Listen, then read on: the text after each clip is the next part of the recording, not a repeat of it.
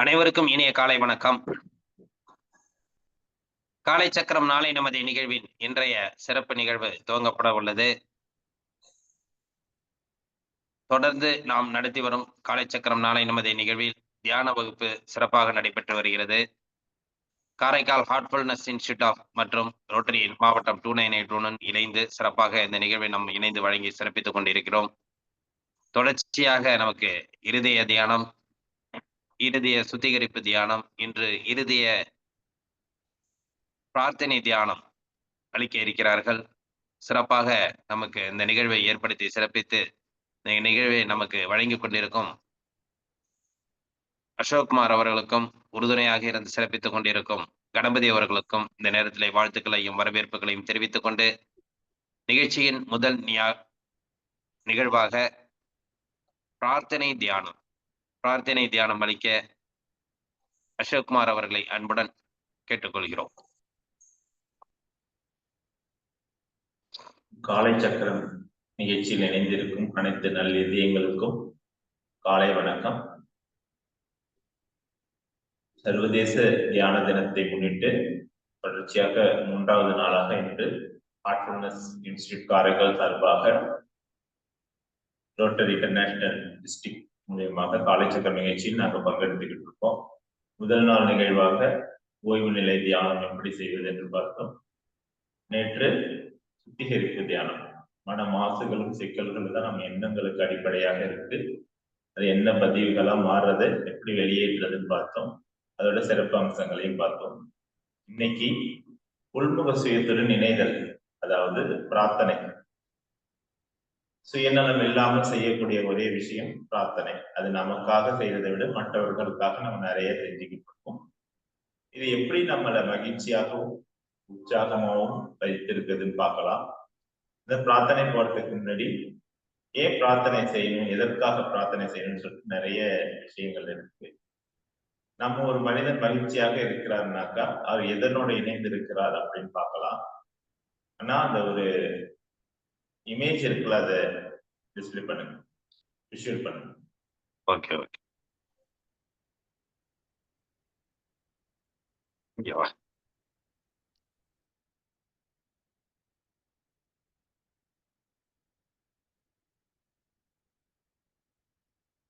Visual ஆயிடுச்சா?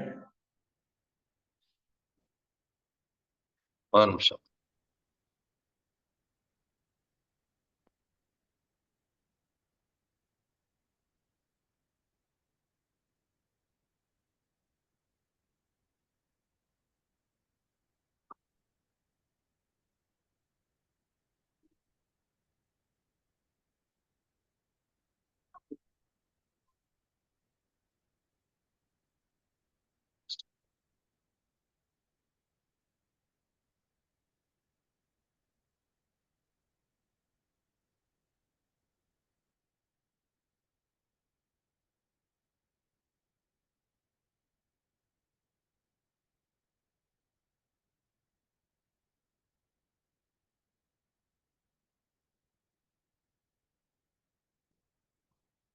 இப்போ திரையில தெரிகிறது யாருன்னு தெரியுதா? அவர் பார்த்தா ஒரு சைட், ஒரு துறவி. அவரோட சிறப்பு என்ன அப்படின்னு பார்ப்போம். நீங்க கூகுள்ல சர்ச் பண்ணி பார்த்தா தெரியும். World happiest man on earth அப்படின்னாக்கா சர்ச் பண்ணா இவரோட போட்டோ தான் வரும். உலகத்திலேயே மிகவும் மகிழ்ச்சியானவர் அப்படின்னு சொல்லிட்டு நம்ம சர்ச் பண்ணா இவர் போட்டா வரும். இவர் பூட்டான் நாட்டை சேர்ந்தவர். இதே இவரு இன்னைக்கு நம்ம ஒரு மிகப்பெரிய விஷயமா எடுத்துக்கிறோம் அப்படின்னாக்கா, இவரோட மகிழ்ச்சியான காரணத்துக்கு நேரடியா அவர் வெளிப்புறத்துல நல்ல ஸ்மைலிங்கா சிரிச்ச முகமா இருக்காரு இருக்காருன்னா அது இல்லை. எல்லாருக்கும் கலகலப்பா இருக்காருன்னா அதனால இல்லை. அவருக்கு அந்த எலக்ட்ரோ என்செஃபலோகிராம் சொல்லிட்டு மூளைகள்ல இருந்து வரக்கூடிய அதிர்வலைகள் வேவுகளுக்கு ஒரு டெஸ்ட் செஞ்சிருக்காங்க. அதுல என்ன ஓட்டங்கள் மிகவும் குறைவா இருந்தது. அதாவது நேற்று சொன்ன மாதிரி ஒரு மனிதனுக்கு ஒரு நாளைக்கு 60,000 எண்ணங்கள் இன்னைக்கு வந்துட்டு போகுது. அப்படியே அவருக்கு என்ன ஓட்டங்கள் மிகவும் குறைவா இருந்திருக்கு. அது இல்லாம அவரோட மகிழ்ச்சிக்கான காரணங்கள் கேட்டிருக்காங்க. அவர் சொல்லியிருக்காரு, நான் எப்பொழுதுமே நிகழ்காலத்துல இருக்கேன். நிகழ்காலம்னா எனக்கு ஞாபகம் வருது குழந்தைகள் தான். எல்லாருக்கும் குழந்தைங்களை ஏன் பிடிக்குதுன்னாக்கா, அவங்க எதிர்காலத்தை பத்தி சிந்திக்கிறது இல்லை, இறந்த காலத்திலையும் நினைக்கிறது இல்லை. நிகழ்காலத்துல இருக்கிறதுனால எப்பொழுதுமே ஹாப்பியா இருக்காங்க. ஒரு சின்ன விஷயத்த உடனே மறந்துடுறாங்க.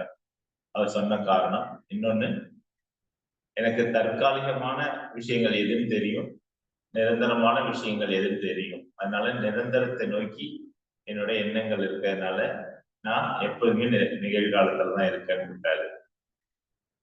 அது இல்லாம இதெல்லாம் செய்யறதுக்கு பெரிய என்ன ரீசன் இருக்கு வித்தியாசப்படுறீங்கன்னு நினைச்சேன். நான் தியானம் செய்வேன். தியானம் செய்யறதுனால ஒரு மனிதன் உற்சாகமாகவும் மகிழ்ச்சியாகவும் வாழ முடியுன்றதுக்கு மிகப்பெரிய எடுத்துக்காட்டு அவர் தான்.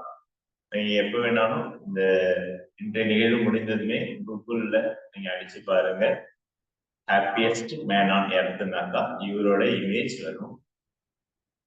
இவரை ஏன் நம்ம எடுத்துக்கிறோம்னாக்கா, தியானத்தோட சிறப்பு அம்சத்தை இதை விட வேற விஷயங்கள்ல நம்ம வெளிப்படுத்த முடியாது. நிறைய பேர் கூட தெரிஞ்சிருக்கலாம் இவரை. இப்போ அவர் எந்த ஒரு நிரந்தரமான ஒரு விஷயத்துல, மேம்பட்ட விஷயத்துல இணைஞ்சிருக்காருன்னா, உள்முக சுயத்தோட தான் இணைஞ்சிருக்காரு. தன்னை படைத்த பரம்பொருளோட இணைஞ்சிருக்காரு. எந்த மாதிரி இணைப்பு ஏற்படுத்திருக்காருன்னா, ஒவ்வொரு முறை தியானம் செஞ்சதும் ஒரு கனி எப்படி மேலேருந்து கீழே விழுந்து திருப்பி விதையாயி திருப்பி மரமாயி திருப்பி கனி கொடுக்குறது, எங்கேருந்து வந்தோமோ அங்க நம்ம போறதுக்கான ஒரு விஷயத்த அவரு பெரிய நம்பிக்கையோட செஞ்சிட்டு இருக்காரு, தியானத்தை செஞ்சிட்டு இருக்காரு.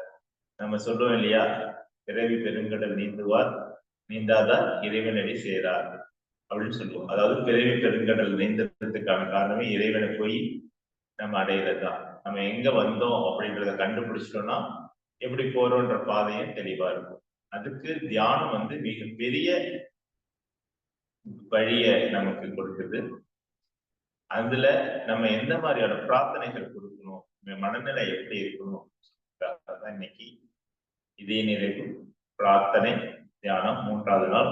இது ஒவ்வொரு நாளும் இரவு உறங்குவதற்கு முன் ஒரு 2 நிமிடங்கள் மனதளவுல இதை சொல்லிட்டு, 2 அல்லது 3 நிமிடங்கள், ஒரு முறையோ 2 முறையோ சொல்லிட்டு நம்ம படுக்கைக்கு செல்றோம். மிகப்பெரிய நெகட்டிவ் தாட்ஸ் எதுவுமே இல்லாம, எண்ணங்கள், கெட்ட எண்ணங்கள் அதெல்லாம் இல்லாம மன நிறைவுடன் மன திருப்தியுடன் நம்ம தூங்குவதற்கான ஒரு நிலை இந்த தியானம் கொடுக்குது, பிரார்த்தனை தியானம்.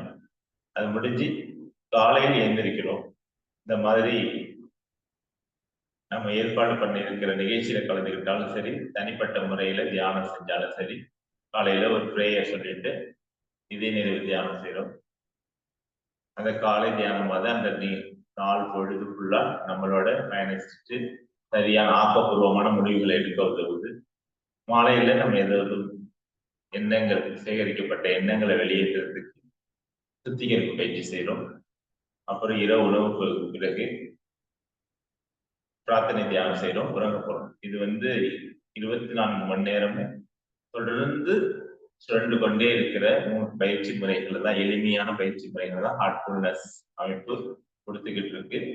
இதை வடிவமைச்ச விதம் இன்றைய காலகட்டத்துக்கு அறிவியல், பொருள் சார்ந்த வாழ்க்கைக்கு மிகவும் ஏற்றதாகவும் எதிர்காலத்தை திறம்பட எதிர்கொள்ளவும் இந்த பயிற்சி முறை வடிவமைக்குது. அதுல ஒரு பகுதி தான் பிரார்த்தனை தியானம். அந்த பிரார்த்தனை தியானம் என்ன சொல்லுது, என்ன செய்ய போறோம்ன்றத ஒரு அனிமேஷன் வீடியோ பார்க்கலாம். ஆனா அந்த வீடியோவை டிஸ்பிளே பண்ணு.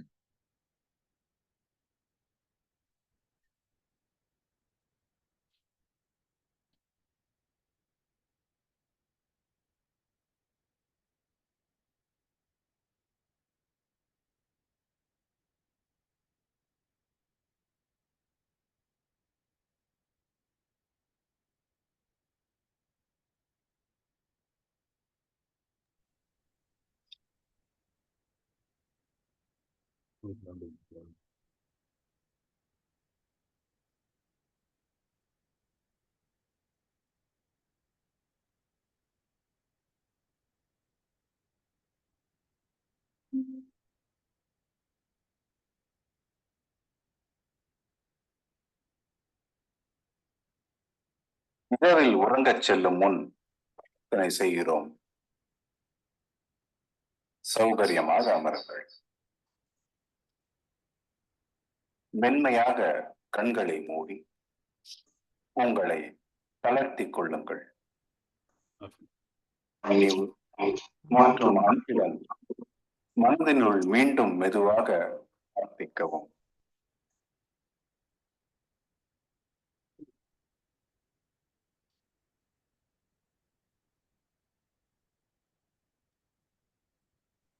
எல்லாருமே இந்த வீடியோ பாருங்க.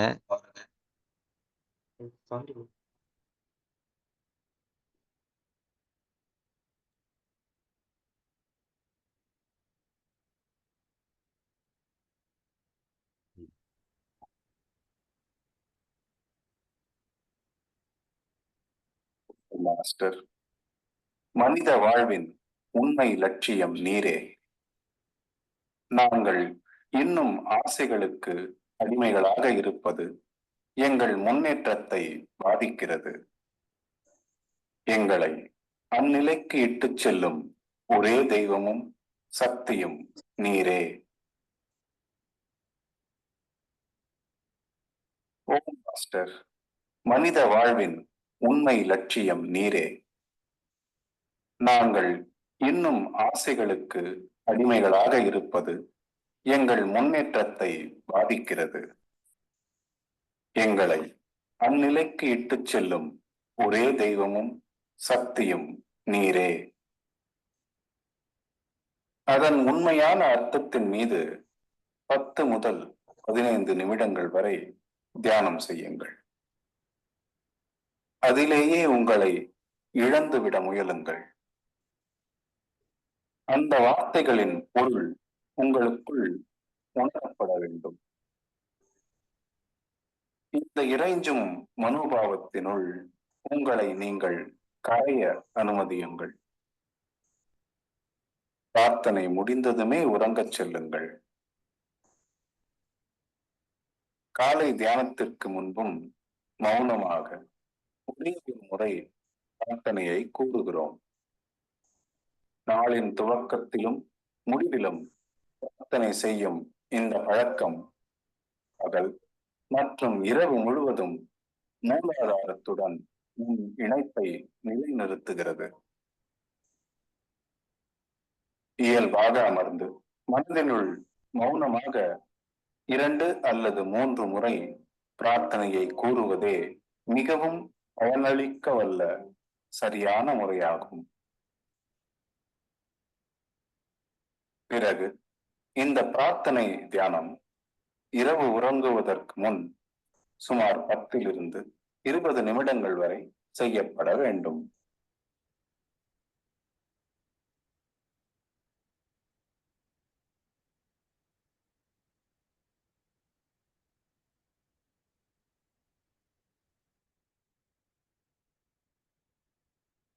நன்றிண்ணா. இப்போ நம்ம வீடியோ கிளிப்பிங்ல பார்த்தது பிரார்த்தனை தியானத்தோட வார்த்தைகள் பார்த்தோம். அதன் மீது எப்படி தியானம் செய்யறது அப்படின்றத நம்ம பயிற்சி செய்யலாம்.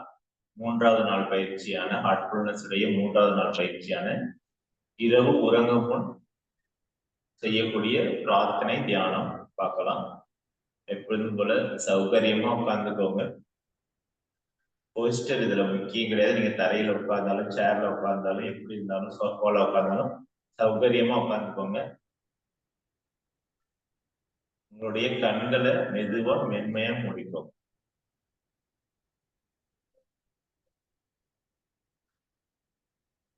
நம்ம இப்போ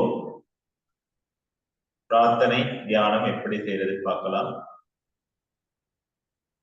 இதில் வரக்கூடிய ஒவ்வொரு வார்த்தைகளுக்கும் அர்த்தம் உண்டு.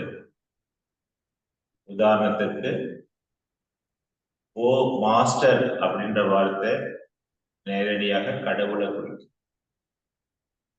கடவுள் தான் நம்ம அனைவருக்கும் வழிகாட்டி. அதனால மாஸ்டர், ஓ மாஸ்டர் அப்படின்ற வார்த்தை கடவுளை குறிக்கும்.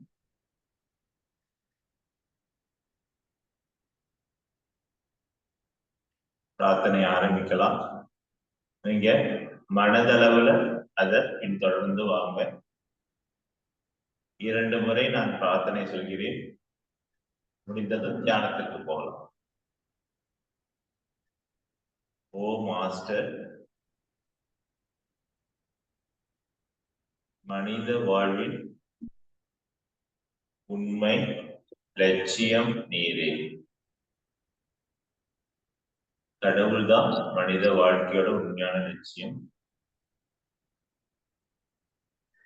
நாங்கள் இன்னும் ஆசைகளுக்கு அடிமைகளால் இருப்பது, அதாவது ஆசைகள்னு சொல்லக்கூடியது தற்காலிகமான ஆசைகள், பொருள் சார்ந்த ஆசைகள். ஒரு வீடு, ஒரு வாகனம், ஒரு பொருள் வாங்கினா அது எல்லாமே தற்காலிகமான ஆசைகள் தான். அதன் மீது ஈடுபாடா இருக்கிறதா சொல்றாங்க. ஆசைகள் இல்லாத மனிதர்கள் இல்லை, ஆசை அனைவருக்கும் உண்டு. நமக்கு ஏற்படக்கூடிய ஆசைகள் எப்படிப்பட்டவை என்றதை நம்ம பகுத்தறியும் திறன் இருக்கு. நமக்கு வரக்கூடிய ஆசைகள் அனைத்தும் தற்காலிகமானது. அதனால்தான் ஆசைகளுக்கு அடிமைகளாய் இருப்பது எங்களின் முன்னேற்றத்தை பாதிக்கிறது. முன்னேற்றத்தை பாதிக்கக்கூடிய மிகப்பெரிய தடை நம்முடைய தற்காலிகமான ஆசைகள். எங்களை அந்நிலைக்கு இட்டுச் செல்லும் ஒரே தெய்வமும் சக்தியும் நீரே. அந்நிலைன்றது கடவுள் கடவுள் மாதிரி, கடவுளிடம் தூய்மையும் எளிமையும், தூய்மையாகவும் எளிமையாகவும் அழைச்சிட்டு போறதும் கடவுள் தான், வழிகாட்டி அவர் தான். அப்படின்ற ஒரு எண்ணத்துல தியானத்தை சமர்ப்பிக்கிறோம். மீண்டும் ஒருமுறை பிரார்த்தனை தியானத்தை சொல்ற, நீங்க மனதளவில் பின்தொடர்ந்துட்டு வாங்க. ஓ மாஸ்டர், மனித வாழ்வின் உண்மை லட்சியம் நீரே.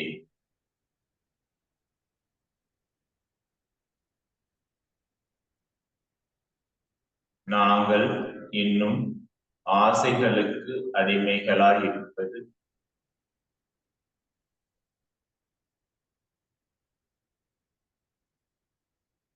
எங்களின் முன்னேற்றத்தை பாதிக்கிறது.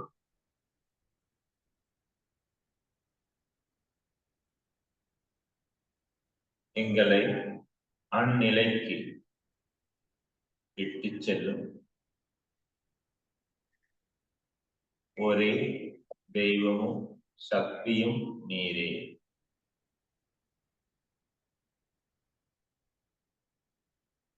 உங்கள் கவனத்தை இதயத்துக்கு கொண்டு வாங்க.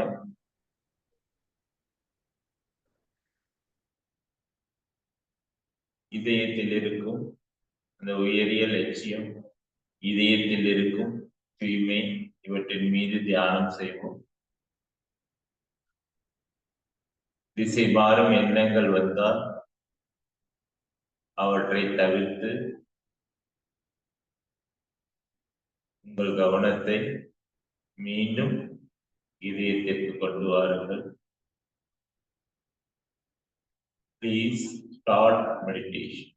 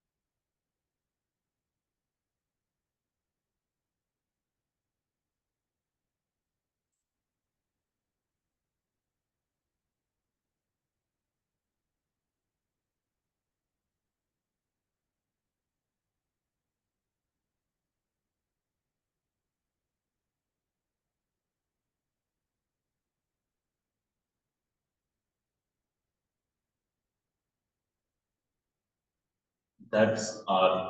கண்களை மெதுவாக திறந்து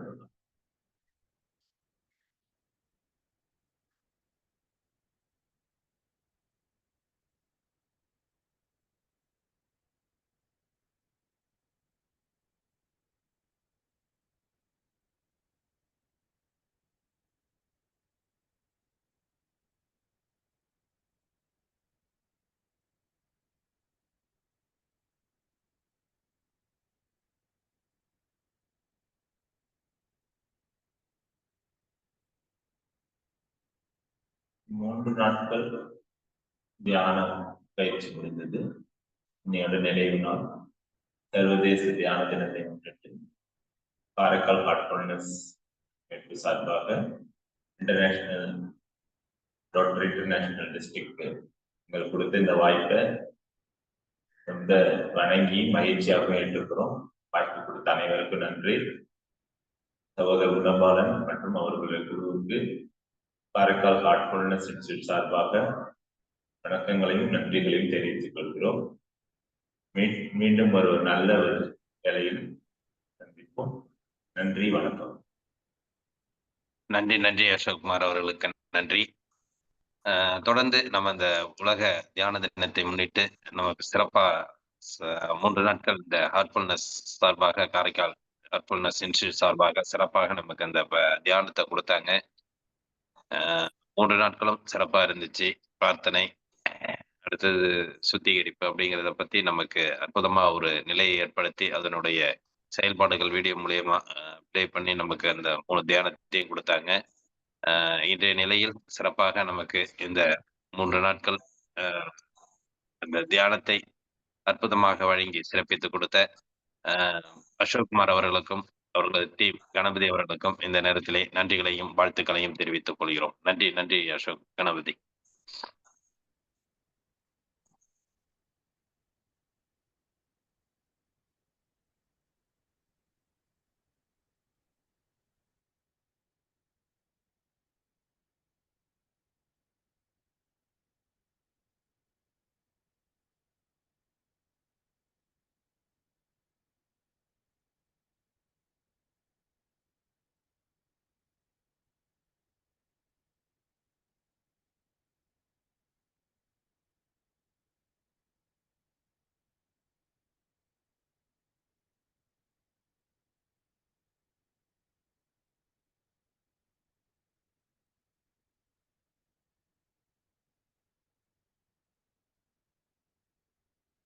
சார் ரவிச்சந்திரன் சார் அன்மியூட் பண்ணிங்க. மியூட்ல இருக்கு, அன்மியூட் பண்ணிங்க.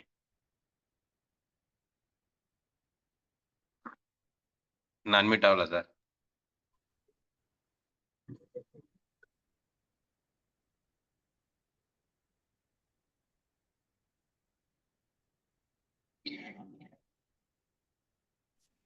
Sir okay okay okay. சரி.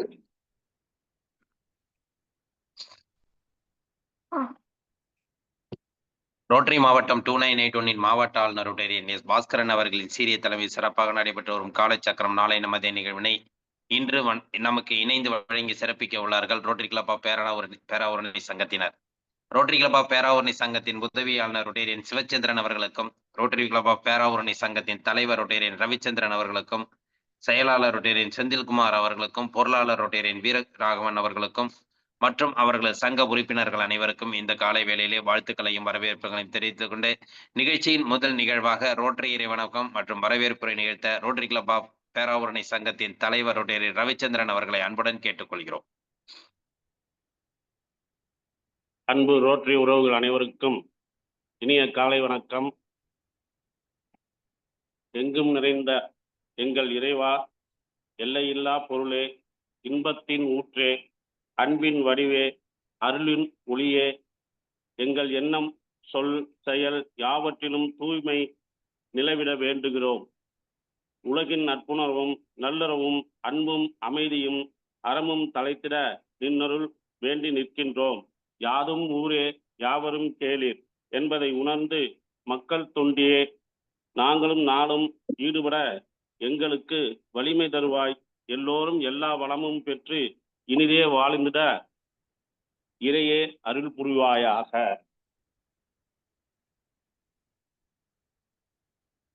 நன்றி நன்றி சார். வரவேற்புரை சார். இனிய காலை வணக்கத்தினை தெரிவித்துக்கிறோம். இந்த காலை சக்கரத்தின் 907வது நாள் நிகழ்ச்சியாக பேராவூரணி ரோட்டரி கிளப் வழங்கிய மாவட்ட 2981 மாவட்டத்தின்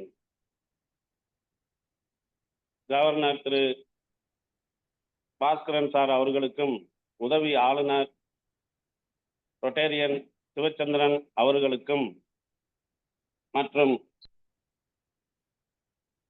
இந்த காலைச்சக்கரம் நிகழ்வை சிறப்பாக நடத்தி கொண்டிருக்கும் நமது டிஸ்ட்ரிக்ட் சேர்மன் குணபாலன் அவர்களையும் மற்றும் அவருடன் இணைந்து பணியாற்றும் ஜான் சாம்சன், சதீஷ்குமார், ரமேஷ் மோகன் சார் அனைவரையும் பேராவூரணி ரோட்டரி சங்கத்தின் சார்பாக வரவேற்று இந்த இனிய நிகழ்ச்சியை இன்று தொடங்கி வைத்திட கேட்டுக்கொள்கிறேன். மேலும் இந்த தியான பயிற்சியானது நமது பாரத பிரதமர் அவர்கள் உலகம் முழுவதும் இந்த யோகா பயிற்சியை கொண்டு சென்று பெருமைப்படுத்தியதற்கு மிக்க மகிழ்ச்சி. அப்பேற்பட்ட இந்த யோகாசன பயிற்சிகளை அனைவரும் கற்றுக்கொண்டு வாழ்வில் எந்தவித நோய் நொடி இல்லாமையும் மன நிறைவுடையும் உடலில் பாசிட்டிவ் எனர்ஜியுடன் செய்யும் பொழுது நமக்கு எந்த விதமான நோயும் வராது, மன அழுத்தமும் குறைந்துவிடும், கோபம் குறைந்துவிடும். அனைத்தும் இந்த யோகா பயிற்சியின் மூலம் நம் உடலை மேம்படுத்த கேட்டுக்கொள்கிறேன். இந்த யோகா பயிற்சியானது நான் படித்தவரை ஆதிசேஷன் பதாஞ்சலி முனிவராக அவதாரம் எடுத்து இவ்வுலகில் யோகா தியான பயிற்சி சாசன நூலை எழுதினார் என்று கேள்விப்பட்டுள்ளேன். அந்த பயிற்சியை தாங்களும் கற்று எங்களுக்கு வழங்கும் உங்கள் குழுவினர் அனைவருக்கும் பேராவூரணி ரோட்டரி சங்கத்தின் சார்பாக நன்றியை தெரிவித்துக் கொள்கிறேன். நன்றி, வணக்கம். நன்றி நன்றி சார்.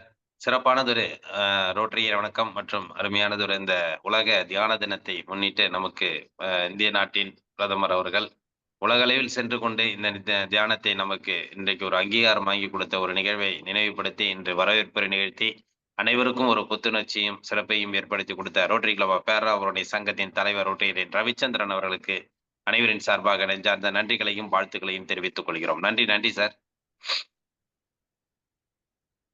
நிகழ்ச்சியின் அடுத்த நிகழ்வாக இறைவேண்டுதல் அளிக்க ஆசான் நல்லசிவம் ஐயா அவர்களை அன்புடன் கேட்டுக்கொள்கிறோம்.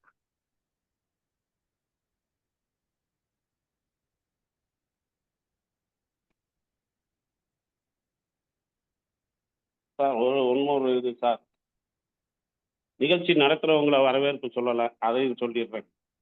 Okay sir. இந்த நிகழ்ச்சியை சிறப்பாக நடத்தி கொண்டிருக்கும் இதய நிறைவு பிரார்த்தனை தியானம் எஸ் அசோக்குமார் காரைக்கால் அவர்களையும், இந்த யோகாசன பயிற்சியை இடைவிடாமல் தொடர்ந்து பல்வேறு பணிகளுக்கிடையும் நமக்கு பயிற்சி அளித்துக் கொண்டிருக்கும் ரொட்டேரியன் நல்ல சிவம் ஐயா அவர்களையும், பசியின் அறுசுவை உருமாற்றம் பசித்தர் மூலிகை மகேந்திரன் அவர்களையும் வருக வருக என வரவேற்கிறேன். நன்றி நன்றி. தேங்க்யூ.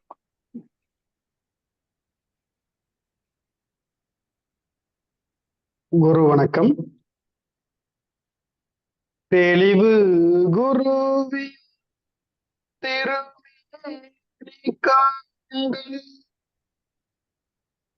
தெளிவு குருவின் திருநாம் செப்பல், தெளிவு குருவின் திருவார்த்தை கேட்டல், தெளிவு குரு சிந்தித்தல் தானே, தெளிவு குரு சிந்தித்தல் தானே.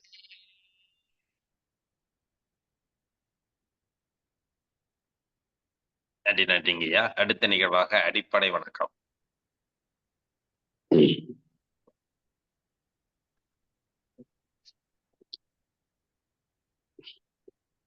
சுகாசனத்தில் அமர்ந்து நேராக அமர்ந்து கொள்ளுங்கள். சின்முத்திரை வச்சுக்கிறோம்.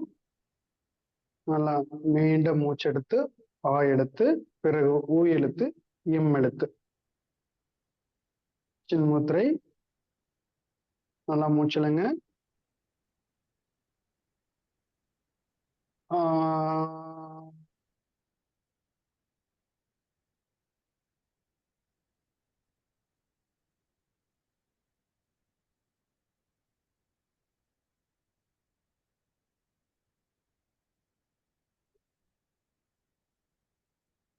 சின்மய முத்திரை. ஊ,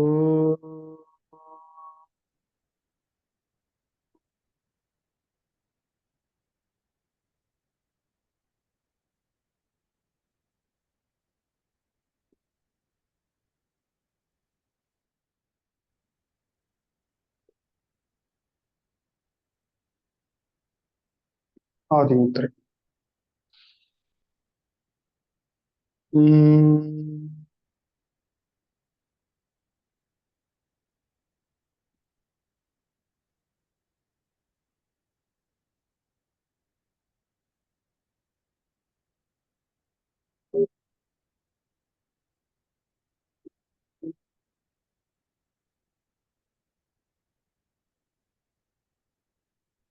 வைகரி துயிலெழு. அன்னைக்கு வணக்கம், தந்தைக்கு வணக்கம், ஆசான் அவர்களுக்கு வணக்கம். வைகரி துயிலெழு. அன்னைக்கு வணக்கம், தந்தைக்கு வணக்கம், ஆசான் அவர்களுக்கு வணக்கம். வணக்கம் ஐயா, வெற்றி உறுதி. தன்னை சூழ்ந்ததறி வெற்றி உறுதி. வணக்கம் ஐயா, வெற்றி உறுதி. தன்னை சூழ்ந்ததறி வெற்றி உறுதி. ஓய்வு. நன்றி நன்றிங்க ஐயா. நிகழ்ச்சியின் அடுத்த நிகழ்வாக தொடர் ஆசன பயிற்சிகள் மற்றும் மூச்சு பயிற்சி. கால்கள் நேரா நீட்டிக்கங்க. கால் விரல்களை நன்றாக மடக்கி நீட்டுங்க. Down, up, down, up, down, அப். ரைட் லெக் மடக்கி நீட்டுங்க.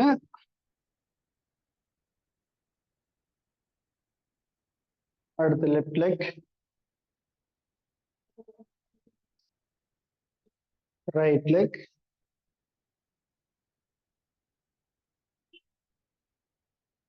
லெஃப்ட் லெக்,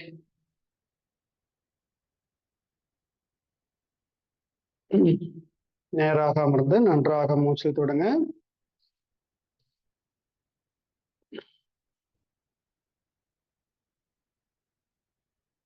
நின்ற நிலைக்கு வந்துடணும்.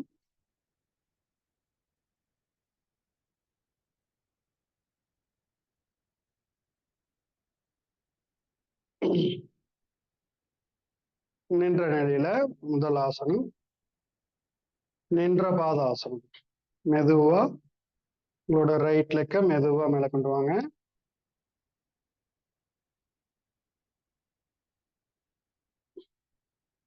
கால் பாதம் விரல்கள் கீழே பூமி பார்த்த மாதிரி இருக்கணும். குதிக்கால் மேல பார்த்த மாதிரி இருக்கணும். காலை இப்படி சைடா வைக்கணும், இப்படி நேரா வைக்கணும். தொடையோட நல்லா ஒட்டி வச்சிடறோம்.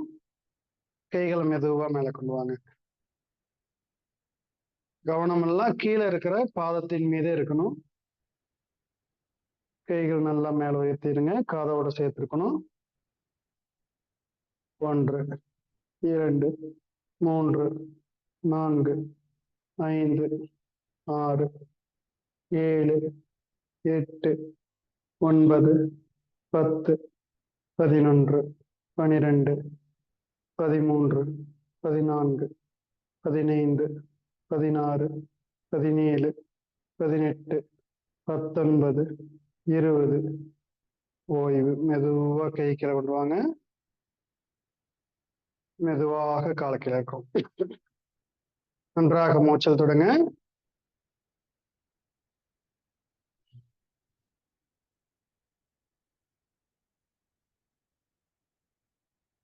லெஃப்ட் லெக் மெதுவா மேல கொண்டு வரோம். ரைட் லெக்கோட மேல வச்சுக்கிறோம். கீழே இருக்கிற பாதத்தின் மீதே கவனம். மெதுவாக கைகளை மேல வைத்துங்க.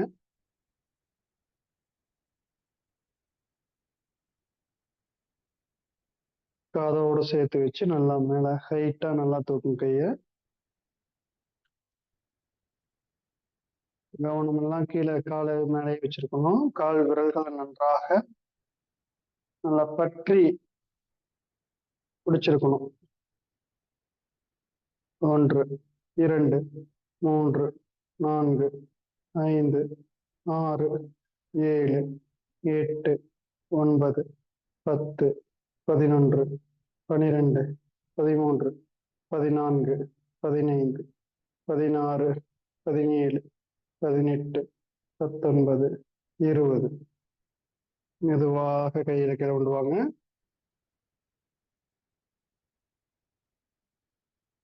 காலை மெதுவா கீழே இருக்குங்க. நன்றாக மூச்சல் தொடுங்க.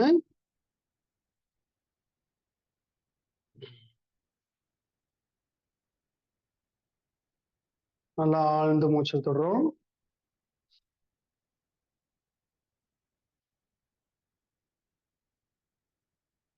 நின்ற பாதாசனம்.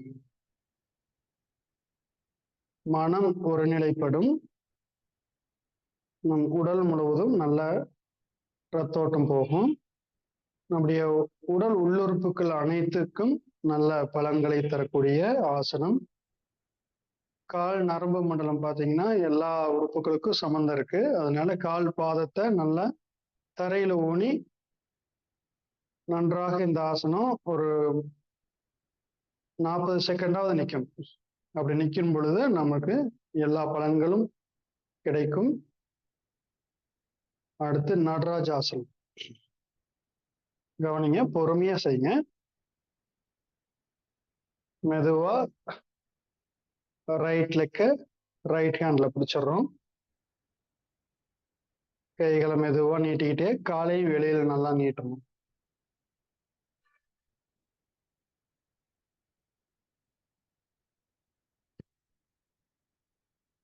One, 2, 3, 4, 5, 6, 7, 8, 9, 10, 11, 12, 13, 14, 15. மெதுவா காலை கீழே கொண்டு வாங்க. மெதுவா கீழே இறக்கிடணும். நன்றாக மூச்சல் தொடுங்க.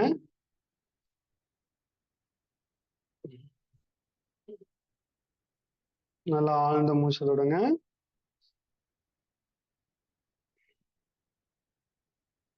அடுத்து இடது கால்.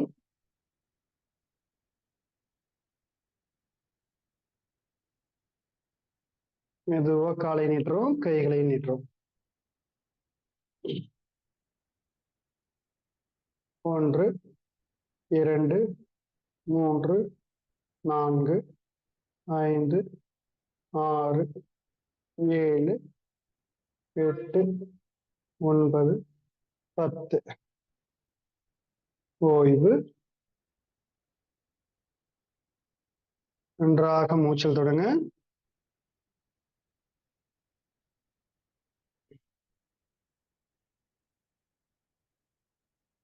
மீண்டும் நல்லா மூச்சல் விடுங்க.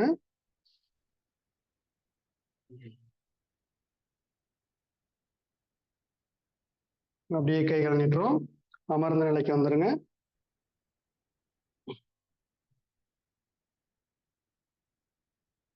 அப்படியே கால் ரெண்டையும் பிடிச்சி தலையை டச் பண்றோம். நல்லா மேல பாருங்க.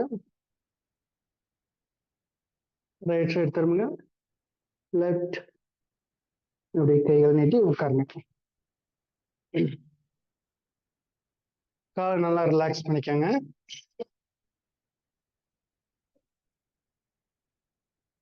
நன்றாக மூச்சல் தொடுங்க.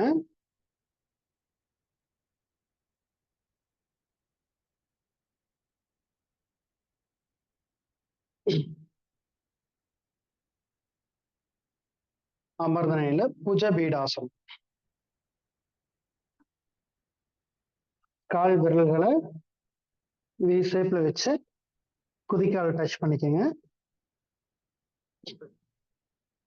அப்படியே சின்முத்திரை வச்சு நேராக உட்கார்ந்து பார்வை நேரா இருக்கணும். மூச்சு காற்றையே கவனிங்க. 1 2 3 4 5 6 7 8 9 10 11 12 13 14 15. ஓய்வு.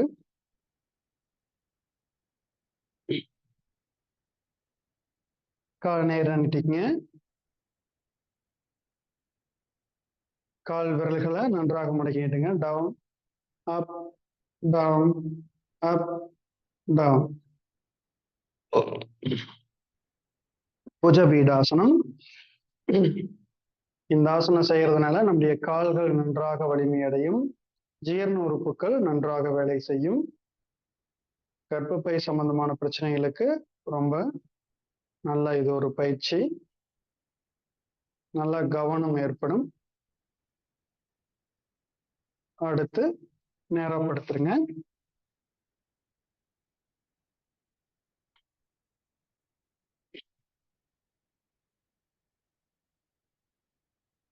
நன்றாக மூச்சல் தொடுங்க.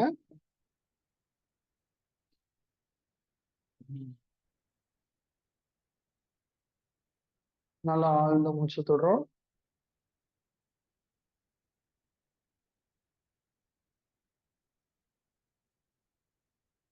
படகாசனம். கைகளை மேல கொண்டு வரணும், காலை மேல கொண்டு வரணும், தலை நல்லா மேல கொண்டு வாங்க. 1 2 3 4 5 6 7 8 9 10 11 12 13 14 15. ஓய்வு. மெதுவா கீழே கொண்டு வாங்க. நன்றாக மூச்சல் தொடங்க.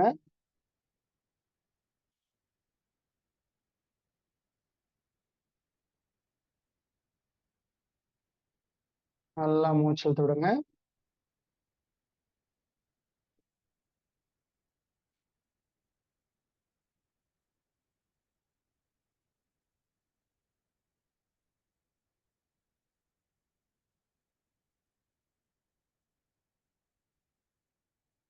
படகாசனம் நல்லா இடுப்பு பகுதியை நல்லா வலிமைப்படுத்தக்கூடிய பயிற்சி.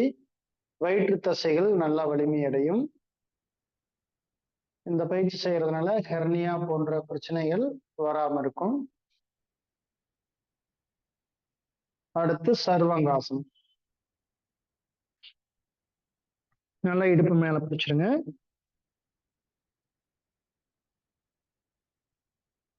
மெதுவா காலை மேல கொண்டு வந்துடுறோம். அப்படியே கவனம் எல்லாம் கால் கட்ட விரல் மேல இருக்கணும்.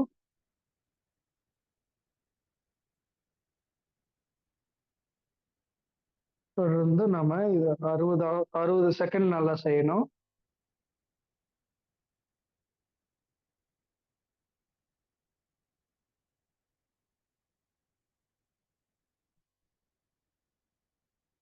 கழுத்துலயோ கால்லயோ வலி இல்லாத மாதிரி பிராக்டிஸ் பண்ணும். வலிச்சதுன்னா கீழே இறக்கிருங்க.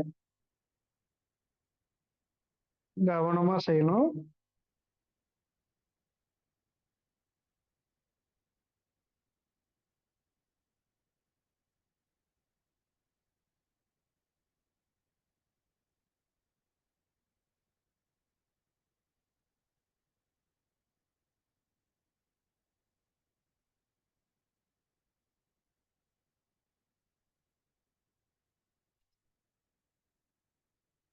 மெதுவா காலை கீழே இறக்கிருங்க. நன்றாக மூச்சல் தொடங்க.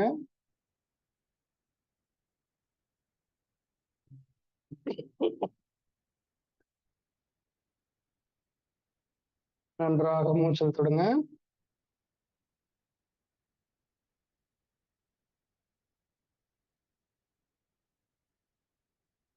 ஒரு நிமிஷம் இந்த ஆசனம் செய்யணும். 1 நிமிடம் ஓய்வெடுக்க வேண்டும்.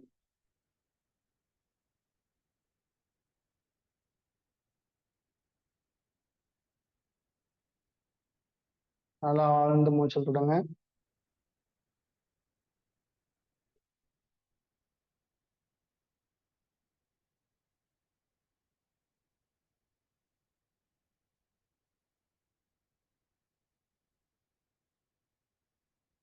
அடுத்து மச்சாசனம். உச்சந்தலையை கீழே கொண்டு போகணும். கையை பின்னாடி வச்சு உச்சந்தலைய ஜஸ்ட் நல்லா மேல வரணும்.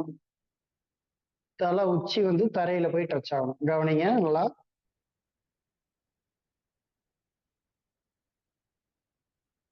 முழங்கை கொண்டு வந்து கீழே பேலன்ஸ் பண்ணிக்கங்க.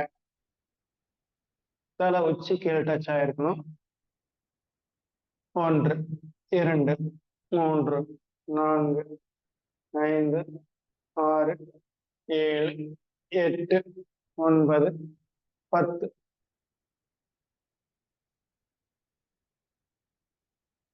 ஓய்வு.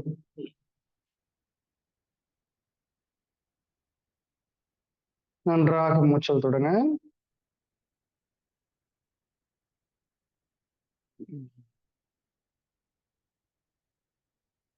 நல்லா ஆழ்ந்து மூச்சல் தொடுறோம்.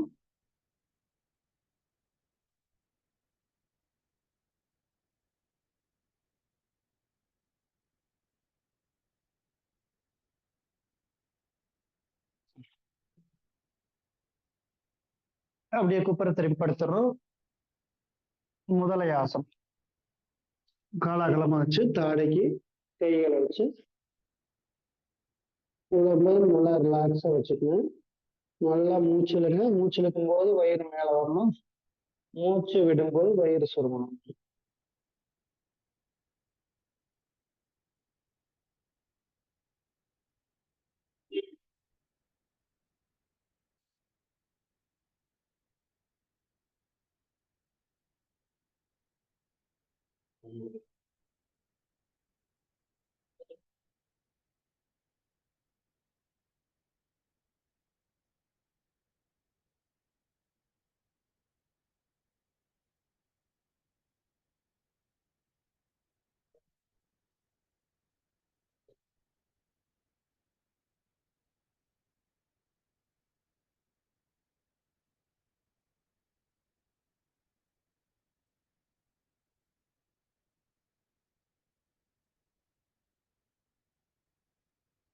அப்படியே கால் ரெண்டையும் சேர்த்து வச்சுக்கோங்க.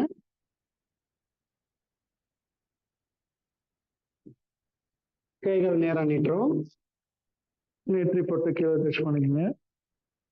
புஜங்காசம். சோல் ரொட்டி கை வைக்கிறோம். நம்முடைய முதுகுத்தண்டு வலிமையால நல்லா தலையை மேல தூக்கிக்கிட்டே வரும். உங்களால எவ்வளவு தூக்க முடியுமோ அந்த அளவுக்கு தூக்கணும். 1 2 3 4 5 6 7 8 9 10. மெதுவா கீழே கொண்டு வாங்க. நன்றாக மூச்சு விடுங்க.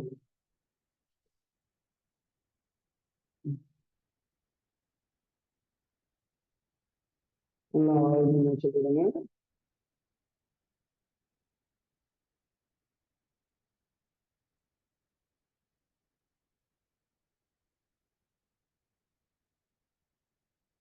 அடுத்து சலபாசனம்.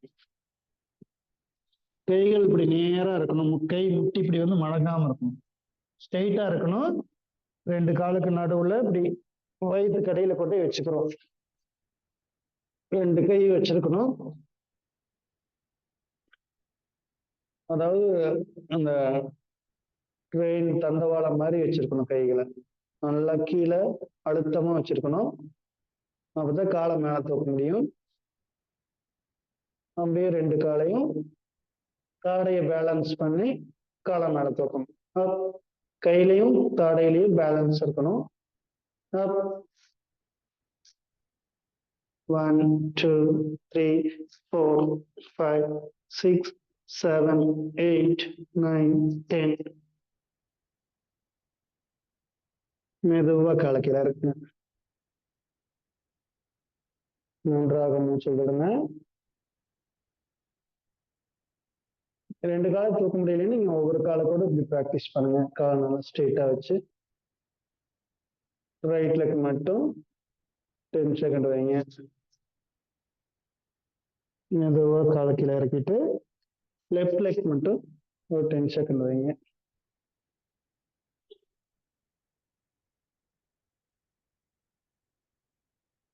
மெதுவா காலை கீழே இறக்கிடுங்க. தாடைக்கு கை வச்சுக்கிறோம். நன்றாக மூச்சு விடுங்க.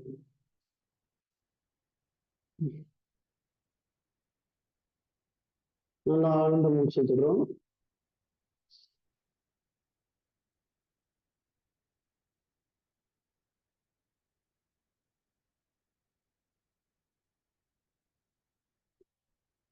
அப்படியே ரைட் சைடு திரும்புங்க.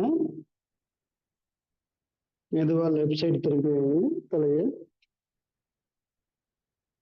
ரைட் லெஃப்ட்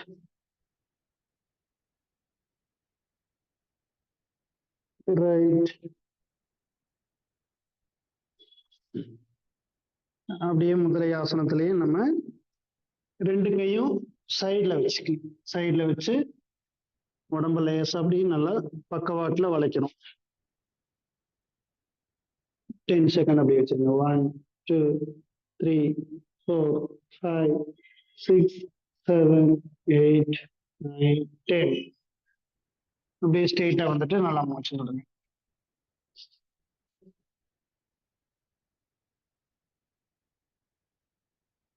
லெஃப்ட் சைடு நல்லா தருங்க. முதுகு திருப்ப கூடாது, அப்படியே சைட்ல வளைக்கணும். கோணாசனம் செய்யறோம். 1 2 3 4 5 6 7 8 9 10. அப்படியே ஸ்ட்ரெயிட்டா வந்துருங்க. நன்றாக மூச்சு விடுங்க.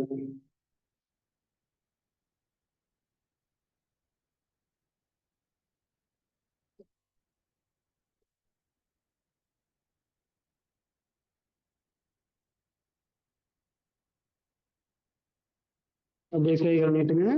ஷோல்டர் ஒட்டி கை வச்சு அப்படியே முட்டி போட்டு கோருங்க.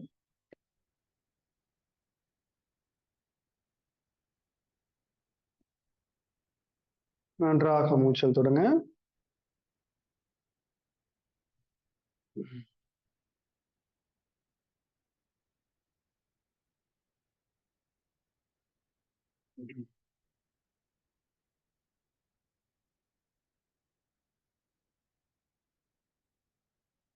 ஒட்டகாசம். அப்படியே முட்டி போட்டு நிக்கிறோம்.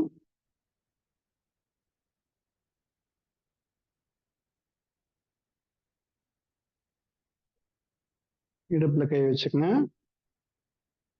மெதுவா பேக் பெண்டிங். கை பிடிக்க முடிஞ்சதுன்னா பிடிச்சுக்கங்க. குதிக்கால் நல்லா பிடிச்சிருங்க.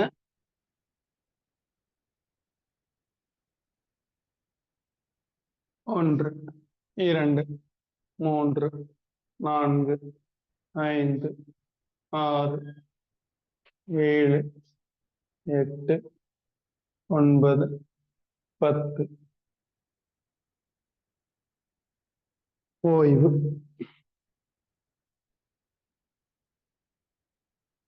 மெதுவா வஜ்ராசனத்துல அமர்ந்துக்குங்க. சின்முத்திரை வச்சு நீண்ட மூச்சல் தொடங்க.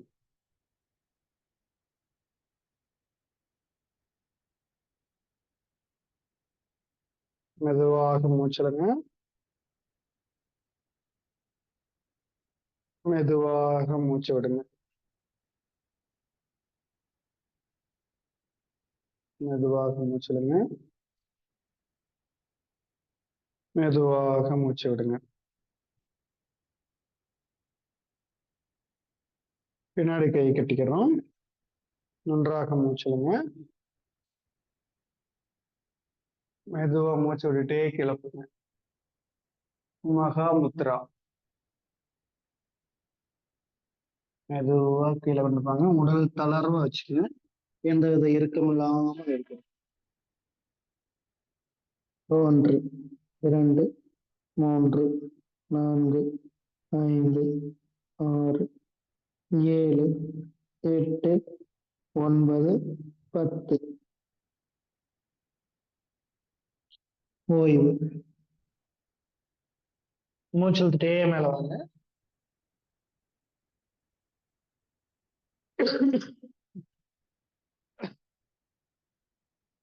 சின்முத்திரை வச்சு நன்றாக மூச்சு இழுத்துடுங்க.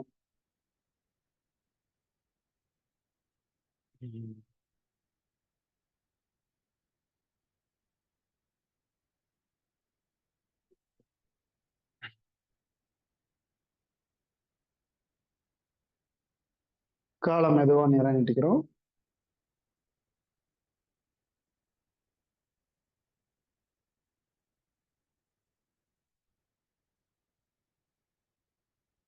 காலை நல்லா ரிலாக்ஸ் பண்ணிக்கோங்க.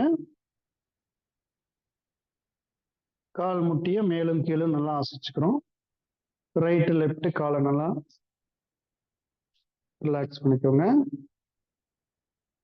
நன்றாக மூச்சு தொடங்க. அர்த்த மச்சேந்திராசனம். லெஃப்ட் லெக் மடக்கிறோம், ரைட் சைடு கொண்டு வந்து வச்சுக்கிறோம். நல்லா இடுப்புக்கு பக்கத்துல இந்த லெஃப்ட் லெக் கால் கட்டாரில் பிடிச்சி நல்லா ஒட்டி வச்சுக்கிறோம். ரைட் லெக் மடக்கிறோம். ரைட் லெக் எடுத்து லெஃப்ட் சைடுக்கு கொண்டு வந்து வச்சுக்கிறோம். இந்த முட்டி வந்து கால் நேரா இருக்கணும். நம்ம உடம்பு வந்து தொடையோட நல்லா வயிற்று பகுதி நல்லா ஒட்டி இருக்கணும். உடம்பு நல்லா திருப்பிக்கிறோம். ரைட் ஹேண்டை பின்னாடி முதுகு தண்டை நேர் வச்சுக்கிறோம். லெஃப்ட் ஹேண்டை கையை நல்லா ரைட் சைடே கொண்டு வந்துடணும். ரைட் லெக்குக்கு ரைட் சைடு கொண்டு வந்து வச்சுக்கணும். கீழ் இருக்கிற லெஃப்ட் லெக் முட்டியே பிடிச்சிடணும். நல்லா பின்னாடி திரும்பி பாருங்க. 1, 2, 3, 4, 5, 6, 7, 8, 9, 10, 11, 12, 13, 14, 15. பிடிக்க முடியலைன்னா இப்படி கூட பிடிச்சிக்கோங்க, ஒன்றும் பிரச்சனை இல்லை. இது நல்லா ஜஸ்டோட ஒட்டி நல்லா பிடிச்சு நல்லா திரும்பணும். முதுகு தண்டு ஸ்ட்ரைட்டா வைங்க. நன்றாக மூச்சு தொடுங்க.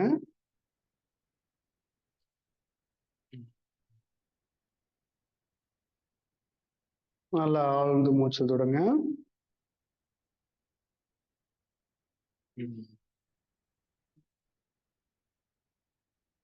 மீண்டும் நல்லா மூச்சு தொடுங்க.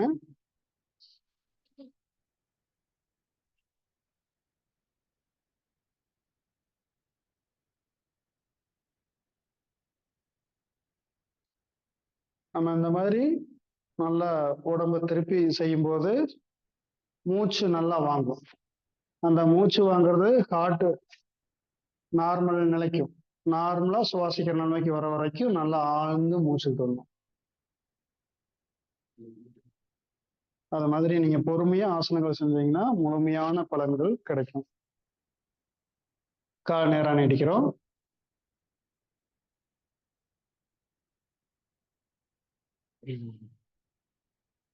நல்லா ஆழ்ந்து மூச்சல் தொடுறோம். முதல்ல இப்போ ரைட் லெக் கீழே மடக்கிடுறோம். அடுத்து லெஃப்ட் லெக் மடக்கி ரைட் சைடு கொண்டு வந்து வச்சுக்கிறோம்.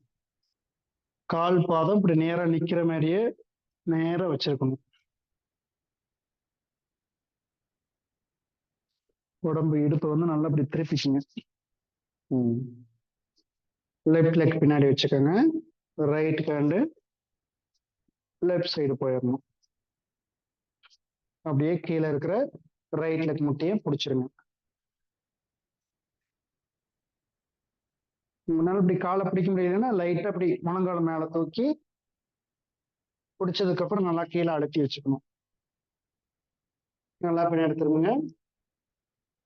1, 2, 3, 4, 5, 6, 7, 8, 9, 10, 11, 12, 13, 14, 15. ரிலாக்ஸ் பண்ணிக்கோங்க. நன்றாக மூச்சு விடுங்க.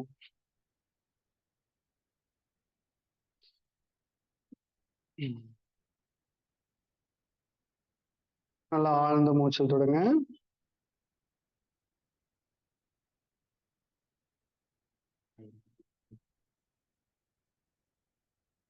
மீண்டும் நல்லா மூச்சு விடுங்க.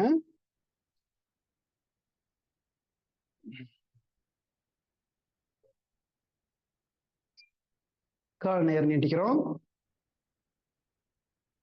பட்டர்ஃப்ளை ஆசனம்.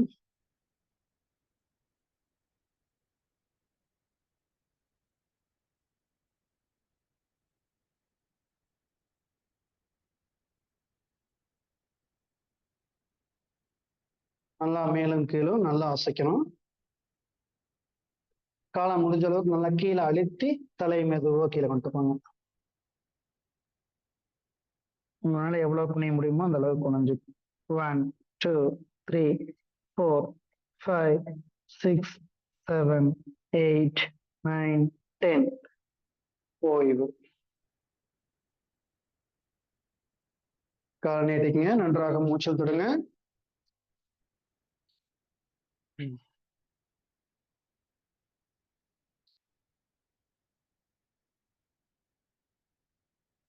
சுகாசனம்.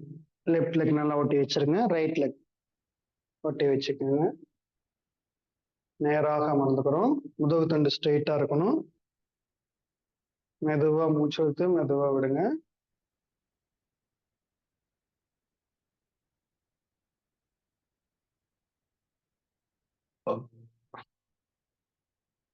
நன்றாக மூச்சு விடுங்க.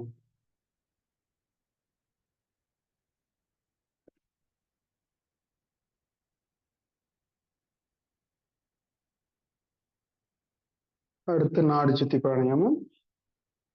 பெருவரில் வச்சுட்டு மெதுவா லெஃப்ட் சைடு நீங்க இழுத்து ரைட் சைடு மெதுவா விடுங்க.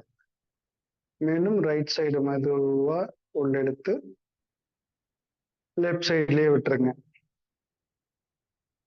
மெதுவாக செய்யுங்க.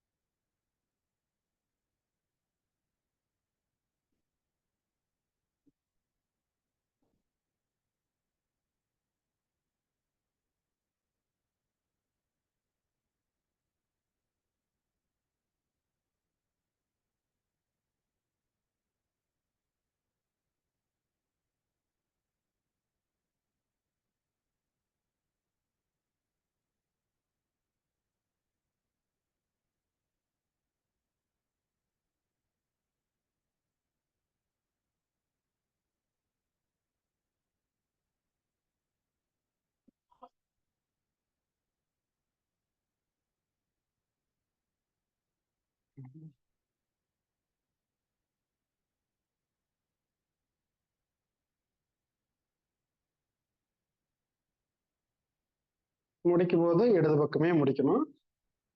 நன்றாக மூச்சு விடுங்க.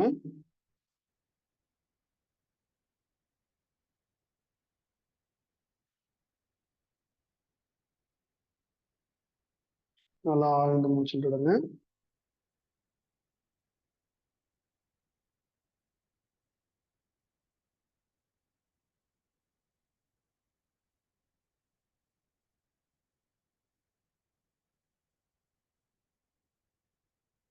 மிக சிறப்பாக ஆசனங்கள் நாடி சித்தி பிராணாயாமம் நம்ம செஞ்சோம். நம்முடைய உடல் நல்லா இழக்கப்பட்டிருக்குது. நம்முடைய உடலும் மனமும் உறுதியடைந்துள்ளது. தொடர்ந்து இப்பயிற்சிகளை செய்து நாம் ஆரோக்கியமாக வாழ்வோம். நாம் வாழ்வோம் அமைதியாய், நாம் வாழ்வோம் அமைதியாய். நமக்கு இந்த நல்ல வாய்ப்பினை வழங்கிய ரோட்டரி சங்கங்களுக்கு நாம் மனமார்ந்த நன்றியினை தெரிவித்துக் கொள்வோம். நன்றி ஐயா. நன்றி நன்றிங்க ஐயா. இன்றைய நிகழ்வில் அற்புதமாக நமக்கு அனைத்து விதமான ஆசன பயிற்சிகள் மற்றும் மூச்சு பயிற்சிகள் அளித்து சிறப்பித்த ஆசான் நல்ல சிவமையா அவர்களுக்கு நெஞ்சார்ந்த நன்றிகளையும் வாழ்த்துக்களையும் தெரிவித்துக் கொள்கிறோம். நன்றி நன்றிங்க ஐயா. நன்றி. நிகழ்ச்சியின் அடுத்த நிகழ்வாக பசியின் அறுசுவை மாற்றம். ஒவ்வொரு வாரமும் நமக்கு ஒரு புதுமையை புகுத்தி ஒரு ஆச்சரியத்தையும் ஒரு அற்புதத்தையும் நமக்கு வழங்கி வரும் மூலிகை மகேந்திரன் ஐயா அவர்கள் இன்று நமக்கு பசியின் அறுசுவை மாற்றம் என்ன என்பதை பற்றி விளக்கம் அளிக்கிறார்கள். இன்றைய வேளையில் பசியின் அறுசுவை மாற்றங்களை அளிக்க மூலிகை மகேந்திரன் ஐயா அவர்களை அன்புடன் அழைக்கின்றோம். ஐயா கேக்குதுங்களா ஐயா நான் பேசுறது? கேக்குதுங்க ஐயா. சரி.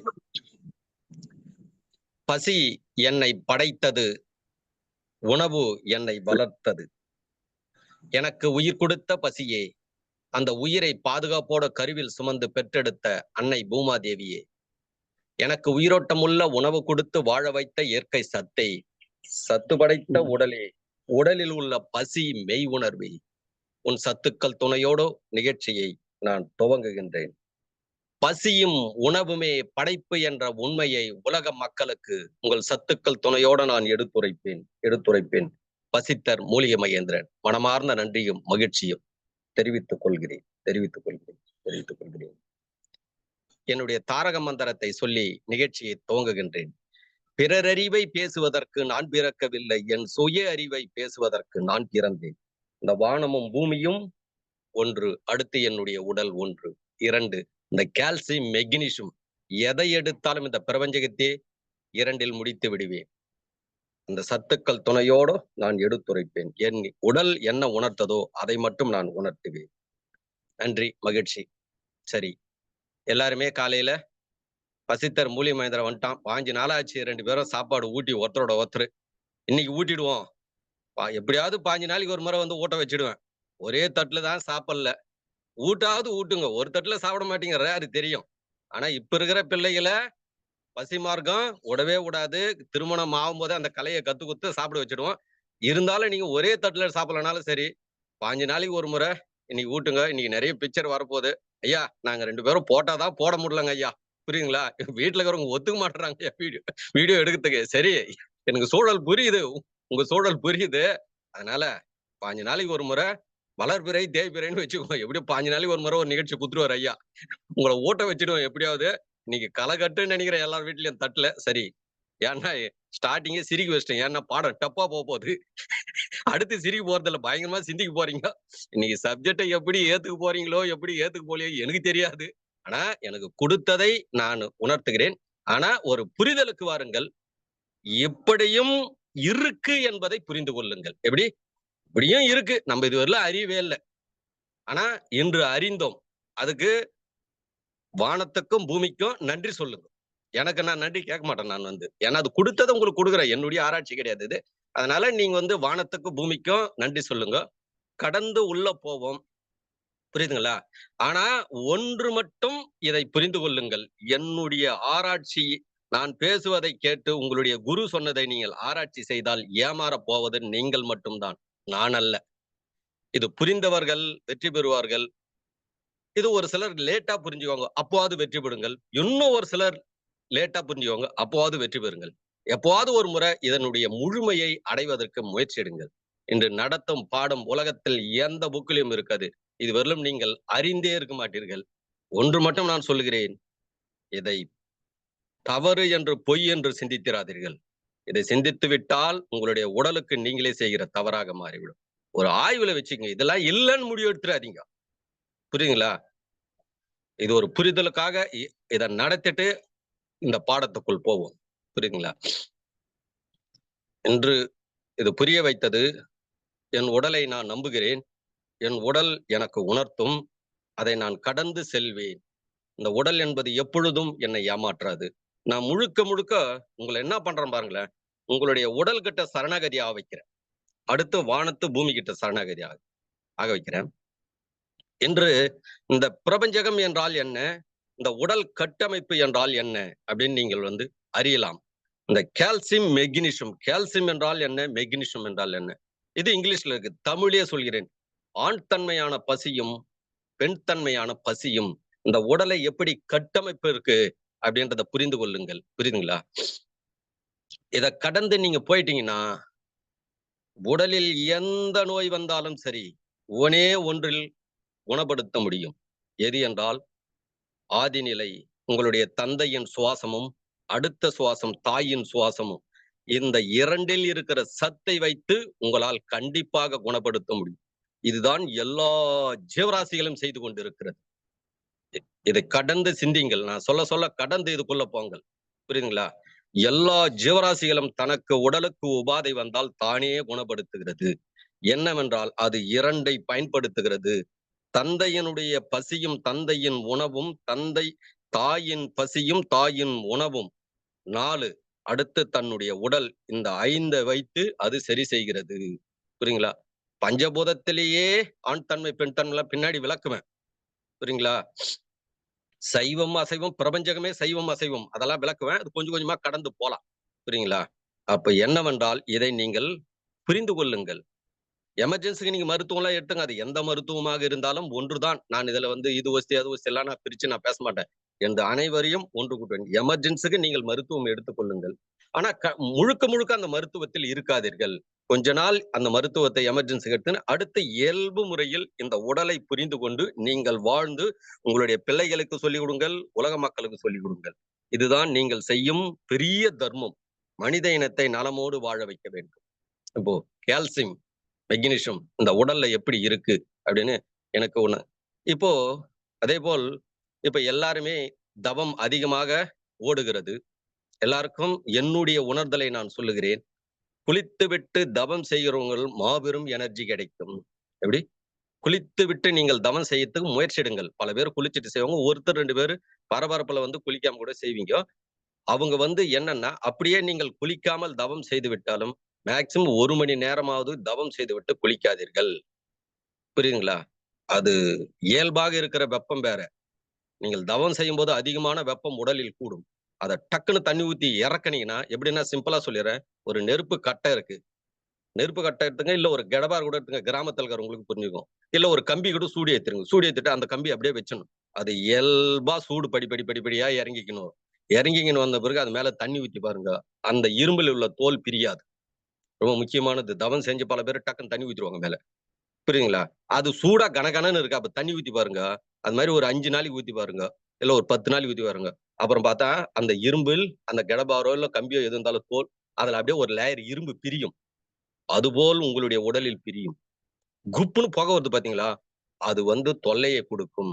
அதனால இயல்பா ஒரு 1 மணி நேரம் எடுத்துங்களேன். எனக்கு கூட புள்ளிவிவரமா தெரியாது. சொல்லி கொடுத்தாரு உங்களுக்கு. ஏனென்றால் இதெல்லாம் செய்து என்னுடைய உடலில் உபாதை வந்தது. அதுக்காக விழிப்பு நிலையோட கொடுத்துறேன். முடிந்த அளவுக்கு சும்மா ஒரு 4 பக்கெட் ஒரு 10 ஜக்கு தண்ணியாவது ஊத்தி டக்குன்னு வந்துருங்க. அந்த குளிர்ச்சியில் கூட உட்காந்துருங்க. ஆட்டோமேட்டிக்கா பாடி சூடு ஏத்துக்கும். இது மாதிரி ஒரு முயற்சி எடுங்க.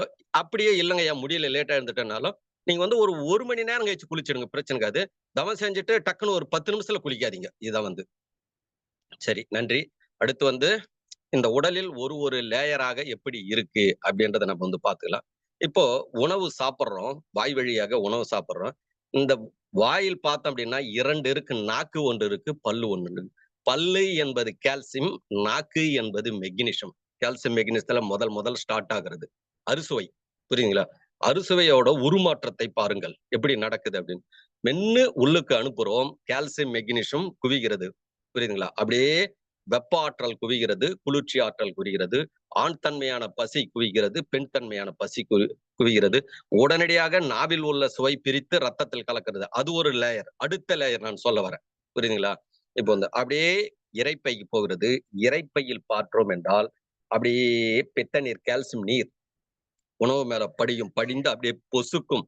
இப்போ அரிசியும் தண்ணியும் ஒரு பாத்திரத்துல வச்சுட்டு அடுப்புல வச்சுட்டா ஃபர்ஸ்ட் நெத்தாட்டம் இருக்கும். அப்படியே சூடு ஏற ஏற கொழ கொழன்னு கஞ்சியாக மாறும். அப்போ வெப்பம் பெருக ஆரம்பிக்கும். அது பெருக ஆரம்பிச்சது அதான் வெப்பம் தான் கால்சியம். அப்போ அப்படியே வந்து அது ஃபுல்லா பஸ்மமாக்கி லிக்விட். அந்த லிக்விடு தான் சிறுங்குடலுக்கு போகிறது. புரியுங்களா? பஸ்மமாக்கி அதை லிக்விட் ஆக்கி அனுப்புகிறது.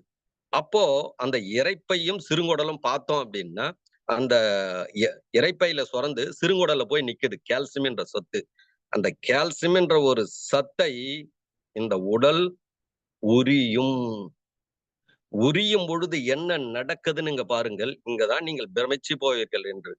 இது அப்படியே நான் வந்து 100% உங்களை ஏத்துங்கன்னு சொல்ல. 100% ஏத்துக்கிற ஆள்களும் இருக்கார்கள். கொஞ்சம் கம்மியா ஏத்துங்களா அதெல்லாம் நீங்க பாத்துக்குங்க.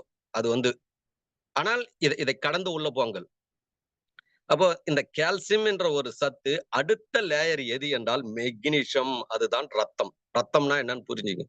இப்போ இந்த கால்சியம் என்ற ஒரு ஆற்றல் வந்து வெண்மை நிறம் கலந்து பல விதமான இப்ப கத்திரிக்காய், முருங்காய் எல்லா கலரையும் நம்ம சாப்பிடுறோம். பீட்ரூட் ஒரு கலரு, சாம்பார், காரக்குழம்பு, ரசம், மோர், வெள்ளை, மஞ்சள், புளு கிளு எல்லாம் வந்து உள்ள போகுது. காய்கறிகள் எல்லாம் உள்ள போனதும் அந்த ரசத்தில் எல்லாம் கலந்து நிக்கிறது.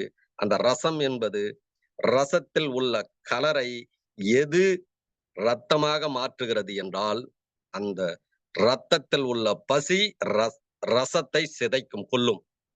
கொன்றதும் அப்படியே உருமாற்றம் நடக்கும். வாயில் சிறிய உருவமாக உற்பத்தி ஆகிறது. அதை விட்டு அப்படியே இரைப்பையில் போய் அந்த உருவத்தை சிதைத்து வேற ஒரு உருவமாக பெருசாக வளர வைக்கும். புரியுதுங்களா? பெருசா வளர வைக்கும். அந்த பெருசாக வளருவதுதான் ரத்தம். அப்போ இந்த ரசத்துக்கும் ரசம் பல கலரில் இருக்கும். புரியுதுங்களா?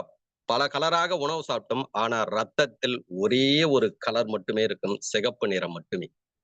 அப்போ இந்த இத்தனை கலரையும் ஒரே கலராக மாற்றியது யார் என்றால், அப்ப இந்த சென்ட்ரு பகுதியில் யார் இருக்குது என்றால் பசி. இங்கதான் நீங்கள் புரிந்து கொள்ள வேண்டியது இருக்கும் பசியை பத்தி. அந்த உருமாற்றத்தை உருவாக்கியது அங்க இருக்கிற பசி. என்ன கலர் சாப்பிட்டாலும் என்ன போச்சு? சிகப்பு நிறமாக மாற்றி விட்டது. அப்போ இதற்கு முன்பு இருந்ததை சிதைத்தால் தான் உருமாற்றம் நடக்கும். அதை சிதைக்கவில்லை என்றால் உருமாற்றமே நடக்காது. புரியுதுங்களா? அடுத்து ரத்தம் என்ன போச்சு? மெக்னீசியம் ஆயிடுச்சு. அடுத்து தோல். சிகப்பாக இருக்கிறது தோல். எப்படி? தோல் வந்து சிவப்பா இருக்குது. இது ரத்தம் வந்து சிவப்பா இருக்குது. தோல் கருப்பாகுது. அப்போ இது ரெண்டுத்துக்குள் இந்த கலரை மாற்றியது யார்? இதுக்கு கேட்டா பதில் இருக்காது. கண்டிப்பா உலகத்தில் பதில் கிடையாது. புரியுதுங்களா? ஆனா ஒரு பதில் சொல்லுவார்கள். அந்த பதில் இருக்கட்டும். அந்த பதிலை உலகத்தில் யார் பேசியதும் தவறு என்று சொல்லுவதற்கு நான் பிறக்கவில்லை. எனக்கு புரிந்ததை உலக மக்களுக்கு கொடுப்பது என்னுடைய உணர்வு. அந்த உணர்வை நான் கொடுத்துறேன். அப்போ அந்த ரத்தம் என்பது எப்படி தோலா கருப்பாக மாறுது, சோப்பாகுது, கருப்பாகுது, எப்படி வேணாலும் இருக்கும். அது வந்து அப்போ உடல் ரத்தம் முழுவதும் சிகப்பாகிறது. சவுத் ஆப்பிரிக்காலாம் போனா வெறும் கருப்பாவே இருக்கிறார்கள். நம்ம இந்திய நாட்டிலையும் கருப்பாக இருக்கிறார்கள், சோப்பாக இருக்கிறாங்க. ரெண்டும் கலந்து இருக்கு. அப்போ இந்த கருப்பாக மாற்றியது யார் என்றால் அந்த சென்டர்ல இருக்கிற ஒரு பசிதான் அந்த சிவப்பா இருக்கிறதெல்லாம் கருப்பாக தோலாக மாற்றுகிறது. புரியுங்களா? அப்ப இந்த தோல் என்பது அந்த ரத்தத்தை சிதைத்து உருமாற்றம் செய்யும். சோப்பாகிறத கருப்பா மாத்துது பாருங்களேன். அந்த பசி என்ன செய்யுது பாருங்களேன். ஆனா இதுவரை நம்ம கடந்து போல பாத்தீங்களா அதுக்குள்ள. புரியுங்களா? சரி, அடுத்து கருப்பாக இருக்கிறது தோல். அதை பார்த்தோம்னா உள்ள கொழுப்பு. அந்த கொழுப்பு வந்து இந்த தோலை சிதைக்கும். புரியுதுங்களா?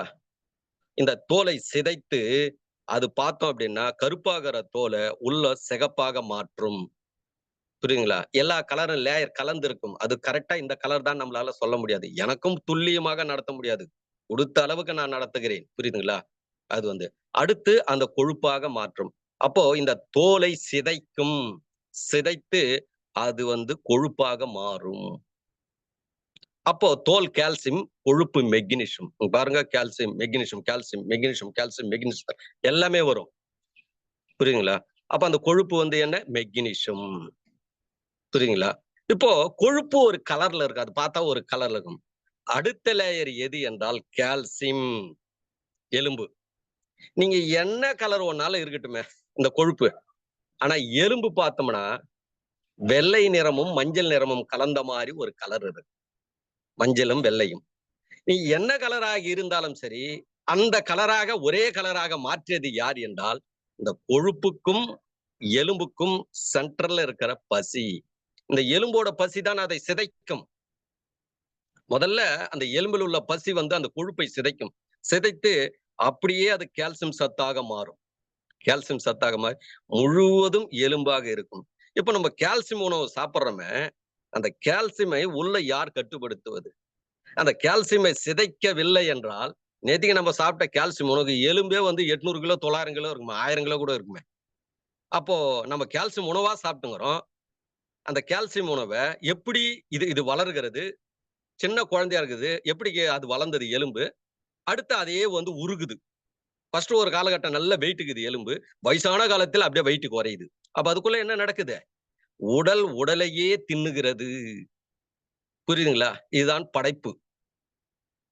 இது வந்து இத புரிஞ்சுங்க. அடுத்து வந்து அந்த எலும்பை உண்ணு கொண்டே எலும்பு கொழுப்பை உண்ணுகிறது. எலும்பு கால்சியமாக மாறிடுச்சு.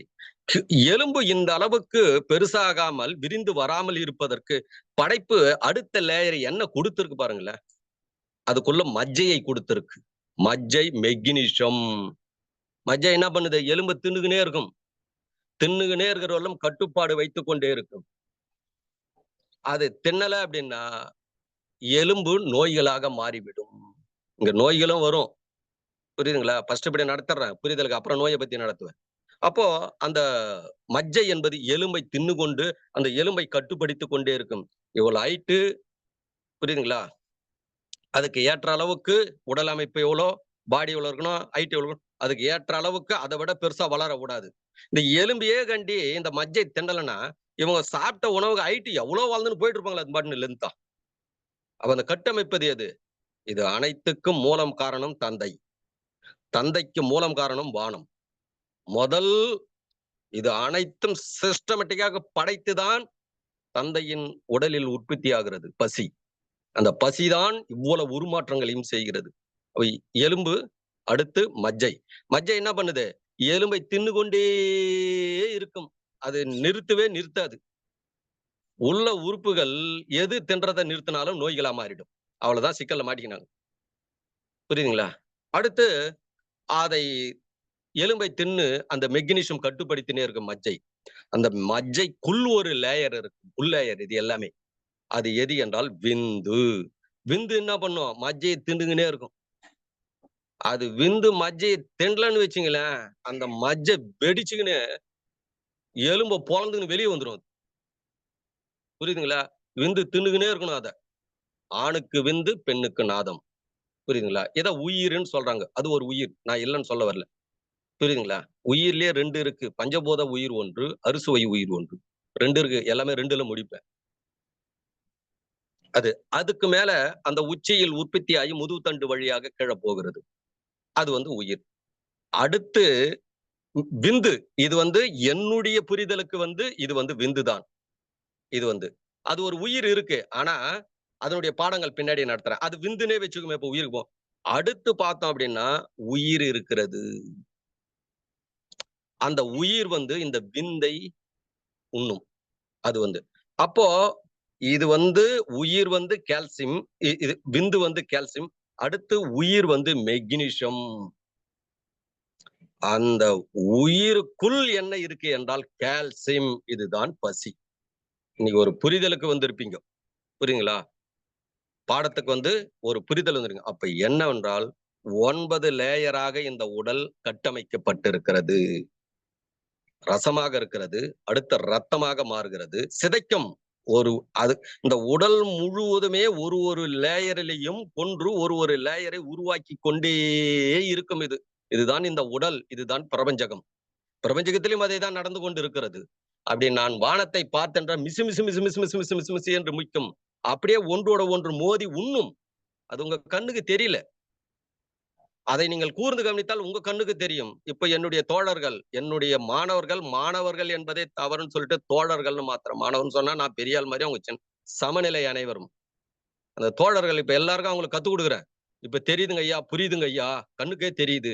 அப்படியே மிசு மிசு ஒன்றோட ஒன்று தின்னு கொன்று உருமாற்றங்கள் செய்து கொண்டே இருக்கும்.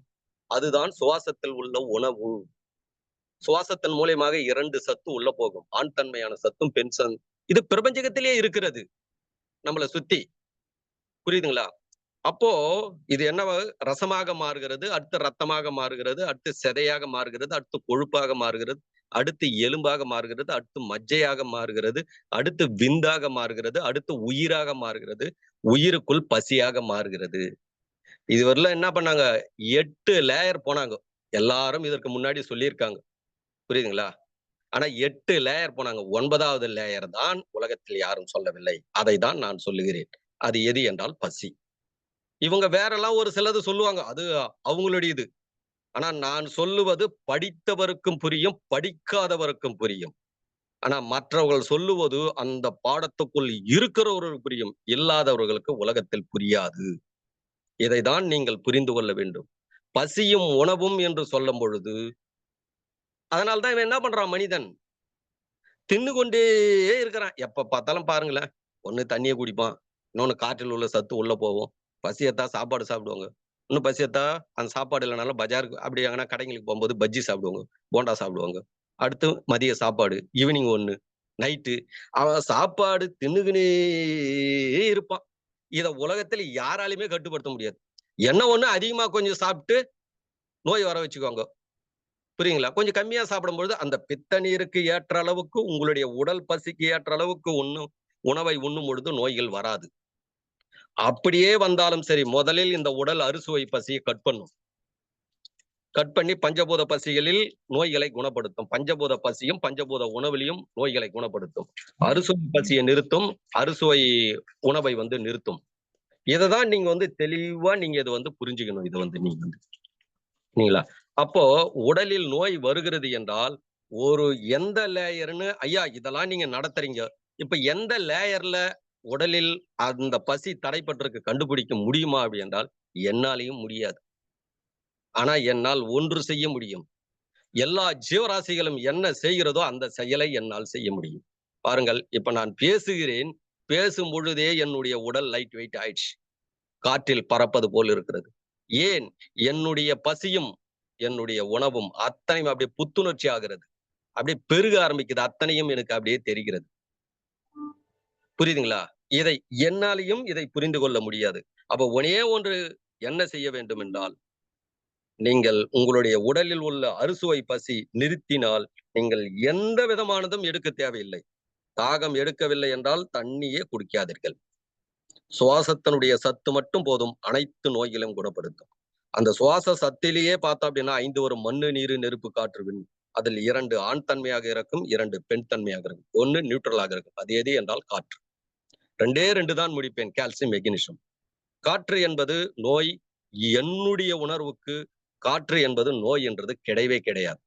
என்னுடையது. ஆனா மற்றவங்க பாடம் நடத்துறதுக்கு இருக்கும். அதுக்காக அதை நம்புகிறவர்கள் அதை நம்புங்கள். இது ஐயா இது எனக்கு புரிஞ்சு போச்சுங்க ஐயா. இவ்வளவு நாளா எனக்கு புரியல, இப்ப புரிஞ்சு போச்சுன்னா இதுக்குள்ள வாங்கும். இல்லைன்னா புரிவதற்கு முயற்சி எடுங்க. காற்று என்பது ஒரு சத்தை கடத்தக்கூடியது. ஒன்று வெப்பத்தை கடத்தும், இன்னொன்று குளிர்ச்சியை கடத்தும். புரியுங்களா? ஒரு சூரிய நாடி, சந்திர நாடி. சந்திர நாடியில் ஓடும் பொழுது சூடும் போடும், குளிர்ச்சியும் ஓடும். புரியுங்களா? ஆனா குளிர்ச்சியை அதிகமாக உள்வாங்கும். புரியுங்களா? அடுத்து இது சந்திர நாடியில, சூரிய நாடியில 2மே ஓடும். ஆனா ஒன்றை அதிகமாக உள்வாங்கும், ஒன்றை கட்டுப்படுத்தும். ஒன்றோட ஒன்று கட்டுப்படுத்துதல். ஒரு நேரம் ஒன்று ஆதிக்கம் செய்யும், ஒன்று ஆதிக்கம் குறையும். ஆனா அதிகமாக ஆதிக்கம் செய்யும்போது உடலில் நோய்கள் பெருக ஆரம்பிக்கும். அதை எப்படி கட்டுப்படுத்துவது என்றால் நம்மளால் முடியவே முடியாது. ஒரே ஒன்று, எனக்கு எதுவுமே தெரியாது என்று சொல்லிவிடுங்கள். உங்க உடல்கிட்ட என்ன சொல்லிடுங்க? எனக்கு எதுவுமே தெரியாது. என்னை தெளிவாக இந்த உண்மையை புரிய வைத்து என்னை நலமோடு வாழவை என்று உங்களுடைய உடலை நீங்கள் நம்பிவிட்டால் உங்களுடைய உடல் உங்களை காப்பாற்றியே தீரும். ஏமாற்றவே ஏமாற்றாது. ஆனா அதுக்குன்னு ஒரு காலம் இருக்கு.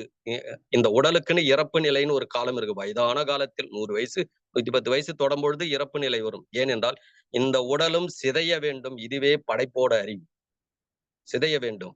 மற்ற உயிர்களுக்கு உணவாக மாற வேண்டும். மற்ற உயிர்களை எல்லாம் நம்மளுடைய உடலுக்கு உணவாக மாற்றுகிறோம். அப்ப நம்மளுடைய உடலும் மற்ற ஜீவராசிகளுக்கு, நுண்ணுயிர்களுக்கு, பல்லுயிர்களுக்கு உணவாக மாற வேண்டும். அப்போ இதை புரிந்து இதை எப்படி ஐயா நீங்க கண்டுபிடித்தீர்கள் ஒரு கேள்வி வரும். மற்றவர்களுக்கும் எனக்கு இருக்கிற வித்தியாசம் என்னவென்றால், என் கூட இருக்கிறவங்களே நோய்கள் 100 பேருக்கு கொடுப்பாங்க. 70 பேருக்கு நோய் குணமடையும். அவங்கள மட்டும் வீடியோ எடுத்து வச்சுருப்பாங்க. மீதி 30 பேர் வந்து குணமடைஞ்சிருக்காது. அவங்கள டீல்ல விட்டுருவாங்க. அவங்கள காட்டவே மாட்டாங்க. இவங்க போனாங்கன்னா இது பாருங்க எங்கிட்ட இப்படிலாம் நோய்க்கு வந்தாங்க. அப்படி டிவி தட்டி விட்டுருவாங்க. அது டிவில பிக்சர் ஒரு 20 செகண்ட் இருக்கும் ஒண்ணு. அப்படி காமிச்சுன்னு போயினே இருக்கும். அத ஒரு 5 நிமிஷம் பார்த்துட்டு அதுக்கு ஏத்த மாதிரி மருத்துவங்கள் செய்வார்கள். புரியுதுங்களா? இது மாதிரிலாம் எங்கிட்ட வந்தாங்க, இப்படிலாம் குணமடைஞ்சு. மீதி 30 பேர் குணமடையலையே, அத அவங்க எடுத்துக்கவே இல்ல. ஆனா அதை தான் நான் ஏற்றுக்கொண்டேன். ஏன் இந்த 30 பேருக்கு குணமடையவில்லை? நானே மூலிகை குடுக்கிறேன். 2 பேருக்கு மூலிகை குடுத்தேன். ஒருத்தர் குணமடைந்தது, ஒருத்தர் குணமடையல. கல்லு உடையல. ஒருத்தருக்கு உடைஞ்சது. அப்ப அந்த மூலிகையில் சத்து இல்லையா என்றால் சத்து இருக்கிறது. அப்பதான் புரிந்தது. அவருடைய உடலில் உள்ள பசி அந்த உணவை ஏற்றுக்கொள்ளவில்லை. இங்குதான் நீங்கள் கடந்து போக வேண்டும். உங்களுடைய பசி நீங்கள் உண்ணுகிற உணவை ஏற்றுக்கொண்டால் நீங்கள் நலமோடு வாழ்வீர்கள். உங்களுடைய பசி நீங்கள் உண்ண உணவை நிராகரித்து விட்டால் நீங்கள் என்ன செய்தாலும் சரி நீங்கள் வாழ முடியாது. இதைதான் புரிந்து கொள்ளுங்கள். இந்த உடலே குணப்படுத்தும். எமர்ஜென்சிக்கு எந்த மருத்துவம் முன்னால எடுத்துங்கள். நான் இந்த மருத்துவம் மரபு மருத்துவம் தான் உயர்ந்தது, ஆங்கில மருத்துவம் அதெல்லாம் நான் பேசவே மாட்டேன். ஏனென்றால் நான் ஆதியில் நிற்பவன். இது அனைத்தும் மனிதர்கள் கண்டுபிடித்தது. எமர்ஜென்சி எடுத்துக்கொள்ளுங்கள். முழுமையாக ஆனா உங்களுடைய உடலுக்கு சரியான உணவு எது என்றால் உங்களுடைய உடலே முடிவெடுக்குது பாத்தீங்களா? அதுதான். நான் கூட எதனா கேட்டா நான் சொல்ல மாட்டேன் அதிகம். ஏன் அப்படின்னா நம்ம எதனா தப்பா சொல்றேன். என் உடலை வச்சு உங்களுக்கு விளக்கம் கொடுத்துரும். ஆனா உங்க உடல் வந்து வேற. அதனால் இந்த மண் சத்து, நீர் சத்து, நெருப்பு சத்து, காற்று சத்து, மண் பசி, நீர் பசி, நெருப்பு பசி, காற்று பசி. இதில் இல்லாத சத்தே கிடையாது. இதுதான் தந்தையின் உணவு. தாயினுடைய உணவு எது என்றால் அறுசுவை. சரிங்களா? அறுசுவை பசி, அறுசுவை உணவு. இந்த 11 சத்துக்களை உங்களை நலமோடு வாழ வைக்கும். புரியுதுங்களா? மண் சத்து, நீர் சத்து, நெருப்பு சத்து, காற்று சத்து, விண் சத்து. அது புரியுதுங்களா? அடுத்து இனிப்பு சத்து, உப்பு சத்து, கார சத்து, புளிப்பு சத்து, தோற்பு சத்து. இந்த சத்துக்கள் உங்களை நலமோடு வாழ வைக்கும். உடலில் எந்த நோய் வந்தாலும் உங்களுடைய உடல் உங்களை குணப்படுத்தும். ஒன்றிலிருந்து ஒன்று உருமாற்றம் செய்வதே பசி. இதை புரிந்து கொள்ளுங்கள். இதுதான் பிரபஞ்சகம். இதேதான் மரத்துக்குள்ளும் நடக்கிறது. மரம், அடுத்து காம்பு, இலை, பூ, பிஞ்சி, காய் முத்தும், பழம், கனி, விதை. அப்போ அதுக்குள்ளவும் இதேதான் நடக்கிறது. இலையில் உள்ள பசி வேற, காம்பில் உள்ள பசி வேற, பட்டையில் உள்ள பசி வேற. புரியுதுங்களா? பூவில் உள்ள பசி வேற, பழத்தில் உள்ள பசி வேற, விதையில் உள்ள பசி வேற. இதை புரிந்து கொண்டு நீங்கள் இதை கடைபிடிங்கள். உங்களுடைய பசியும் நீங்கள் உண்ண உணவும் உங்களை நலமோடு வாழ வைத்திருக்கும். அப்படியே அந்த பசி தடைபட்டாலும் சரி, ஒரே ஒரு செயலை செய்யுங்கள். படைப்போட சரணாகதி ஆகிவிடுங்கள். அது எது என்றால் இயற்கை. புரியுதுங்களா? அதிகாலை யார் ஒருவர் குளிக்கிறார்களோ அவர்கள் வெளிச்சம் வருவதற்கு முன்பு யார் ஒருவர் குளிக்கிறார்களோ இந்த பூமியில் உடல் நலமோடு வாழ்வார்கள். கதிரவன் வர ஆரம்பிச்சதும் வெப்பத்தை உரிய ஆரம்பிக்கும். அதற்கு முன்பு நீங்கள் குளித்து விடுங்கள். உங்களை நலமோடு வாழ வைப்போம். உங்களுடைய உடலில் உள்ள பசியும் நீங்கள் உண்ண உணவும் உங்களை நலமோடு வாழ வைக்க முடியும். இதனுடைய தொடர்ச்சி அடுத்து கொஞ்சம் கொஞ்சம் வரும். என்ன டைம் ஆயிடுச்சு. இதோட நம்ம வந்து நிறைவு செஞ்சுக்குவோம். இதில் ஏதாவது சந்தேகங்கள் இருந்தால் கேளுங்கள். நன்றி, மகிழ்ச்சி. பசி என்னை படைத்தது, உணவு என்னை வளர்த்தது. நன்றி, மகிழ்ச்சி. பசித்தர் மூலியமைந்தர். நன்றிங்க ஐயா. பசியின் அறுசுவை உருமாற்றம் அப்படிங்கிறத பத்தி ஒரு தெளிவா, அதாவது என்னன்னே தெரியாத ஒரு நபருக்கு கூட அற்புதமா ஒரு தெளிவா புரிய வச்சு ஒரு புதிய நுட்பம். அந்த படத்துல எல்லாம் போடுவாங்க, அதிநவீன தொழில்நுட்பத்துடன் அப்படின்னு போடுவாங்க. அது மாதிரி ஐயா வந்து புதிய நுட்பத்தோட ஒரு விஷயத்தையும் நமக்கு கொண்டு வந்து சேர்க்கிறாங்க. அது மாதிரி இந்த செய்திகள் எல்லாமே புதுமையா இருந்தாலும் நம் உடலில் ஏற்படுத்தக்கூடிய அற்புதமான மாற்றங்கள் தான். அற்புதமான உணவு முறைகள் எந்த அளவுக்கு நம்ம உடலை மாற்றுது, சக்தியை கொடுக்குது அப்படிங்கிறத பத்தி ஒரு தெளிவான விளக்கம் கொடுத்திருக்காங்க. இந்த நிகழ்வு நமக்கு அற்புதமாக பசியின் அறுசுவை உருமாற்றம் என்ன என்பதை பற்றி சிறப்பான ஒரு விளக்கம் அளித்து சிறப்பித்து கொடுத்த மூலிகை மகேந்திரன் ஐயா அவர்களுக்கு நெஞ்சார்ந்த நன்றிகளையும் வாழ்த்துக்களையும் தெரிவித்துக் கொள்கிறோம். நன்றிங்க ஐயா. நன்றி, மகிழ்ச்சி ஐயா. உங்களுக்கு சந்தேகங்கள் இருந்தா கேட்டு தெரிஞ்சுக்கலாம்.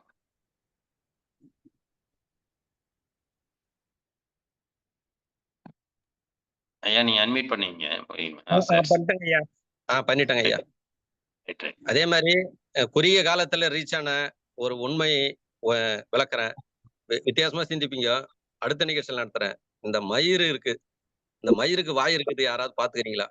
உலகத்திலேயே மயிருக்கு வாய்க்கிறத கண்டுபிடிச்சு உலக லெவல்ல ரீச் ஆன குறுகிய காலத்துல நீங்களே சிந்திப்பீங்க, என்னது மயிருக்கு வாய்க்குதா? இங்க வாய்க்கிறத தான் பாத்துக்கிறேன். இதுக்கு வாய் இருக்கு, எந்த இடத்தில் வாய் இருக்கு கண்டுபிடிங்க. சூப்பரா இருக்கும், அற்புதமான சிந்தனை. கேட்டேன் 15 நாள் கழிச்சு தான் கொடுக்க போறாரு தெரிஞ்சு. 15 நாள் வரல நீங்க சிந்திக்கணும். ஆனா 15 நாள் கழிச்சு கண்டிப்பாக இந்த மயிருக்கு வாய்க்கிறத, இந்த இந்த மயிருக்கு வாய்க்குது, புருவ மத்தி மயிருக்கு வாய்க்குது, மீசை மயிருக்கு வாய்க்குது, உலகத்திலேயே என்னென்னவோ சிந்திக்கிறீங்க. ஆனா நான் என்ன சிந்திக்கிறேன் பாருங்களேன். வாய்ப்பு கிடையாது, வாய்ப்பு கிடையாது. போராடிதான் நீங்க இதுல வந்து வரணும். சரி பரவாயில்ல. மயிருக்கு வாய் இருக்கு. அது மயிருன்றது தூய தமிழ். எங்க மாவட்டத்துல மயிருன்னு தான் சொல்லுவோம். முடின்றது மயிருன்னு தான் சொல்லுவோம். இப்ப முடின்னு சொல்றோம். அதனால ஒரு கேள்வி கேட்டேன், சிந்திப்போம். இன்னும் கால்ல விழுறதெல்லாம் சொல்லி கொடுக்க போறேன். சூப்பரா கால்ல விழலாம். இந்த மாதிரி கால்ல விழுந்து பாருங்க, பயங்கர பாதுகாப்பு இருக்கும். அதெல்லாம் அடுத்தடுத்த லேயர்ல வரும். இது பாடங்கள்ல வரும். நன்றி, மகிழ்ச்சி. இப்ப கேளுங்க, கேள்வி கேளுங்க.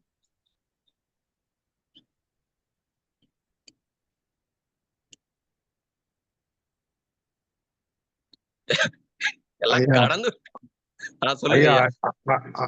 அருமையான விளக்கம் தந்ததுக்கு ரொம்ப மகிழ்ச்சி. நன்றி ஐயா.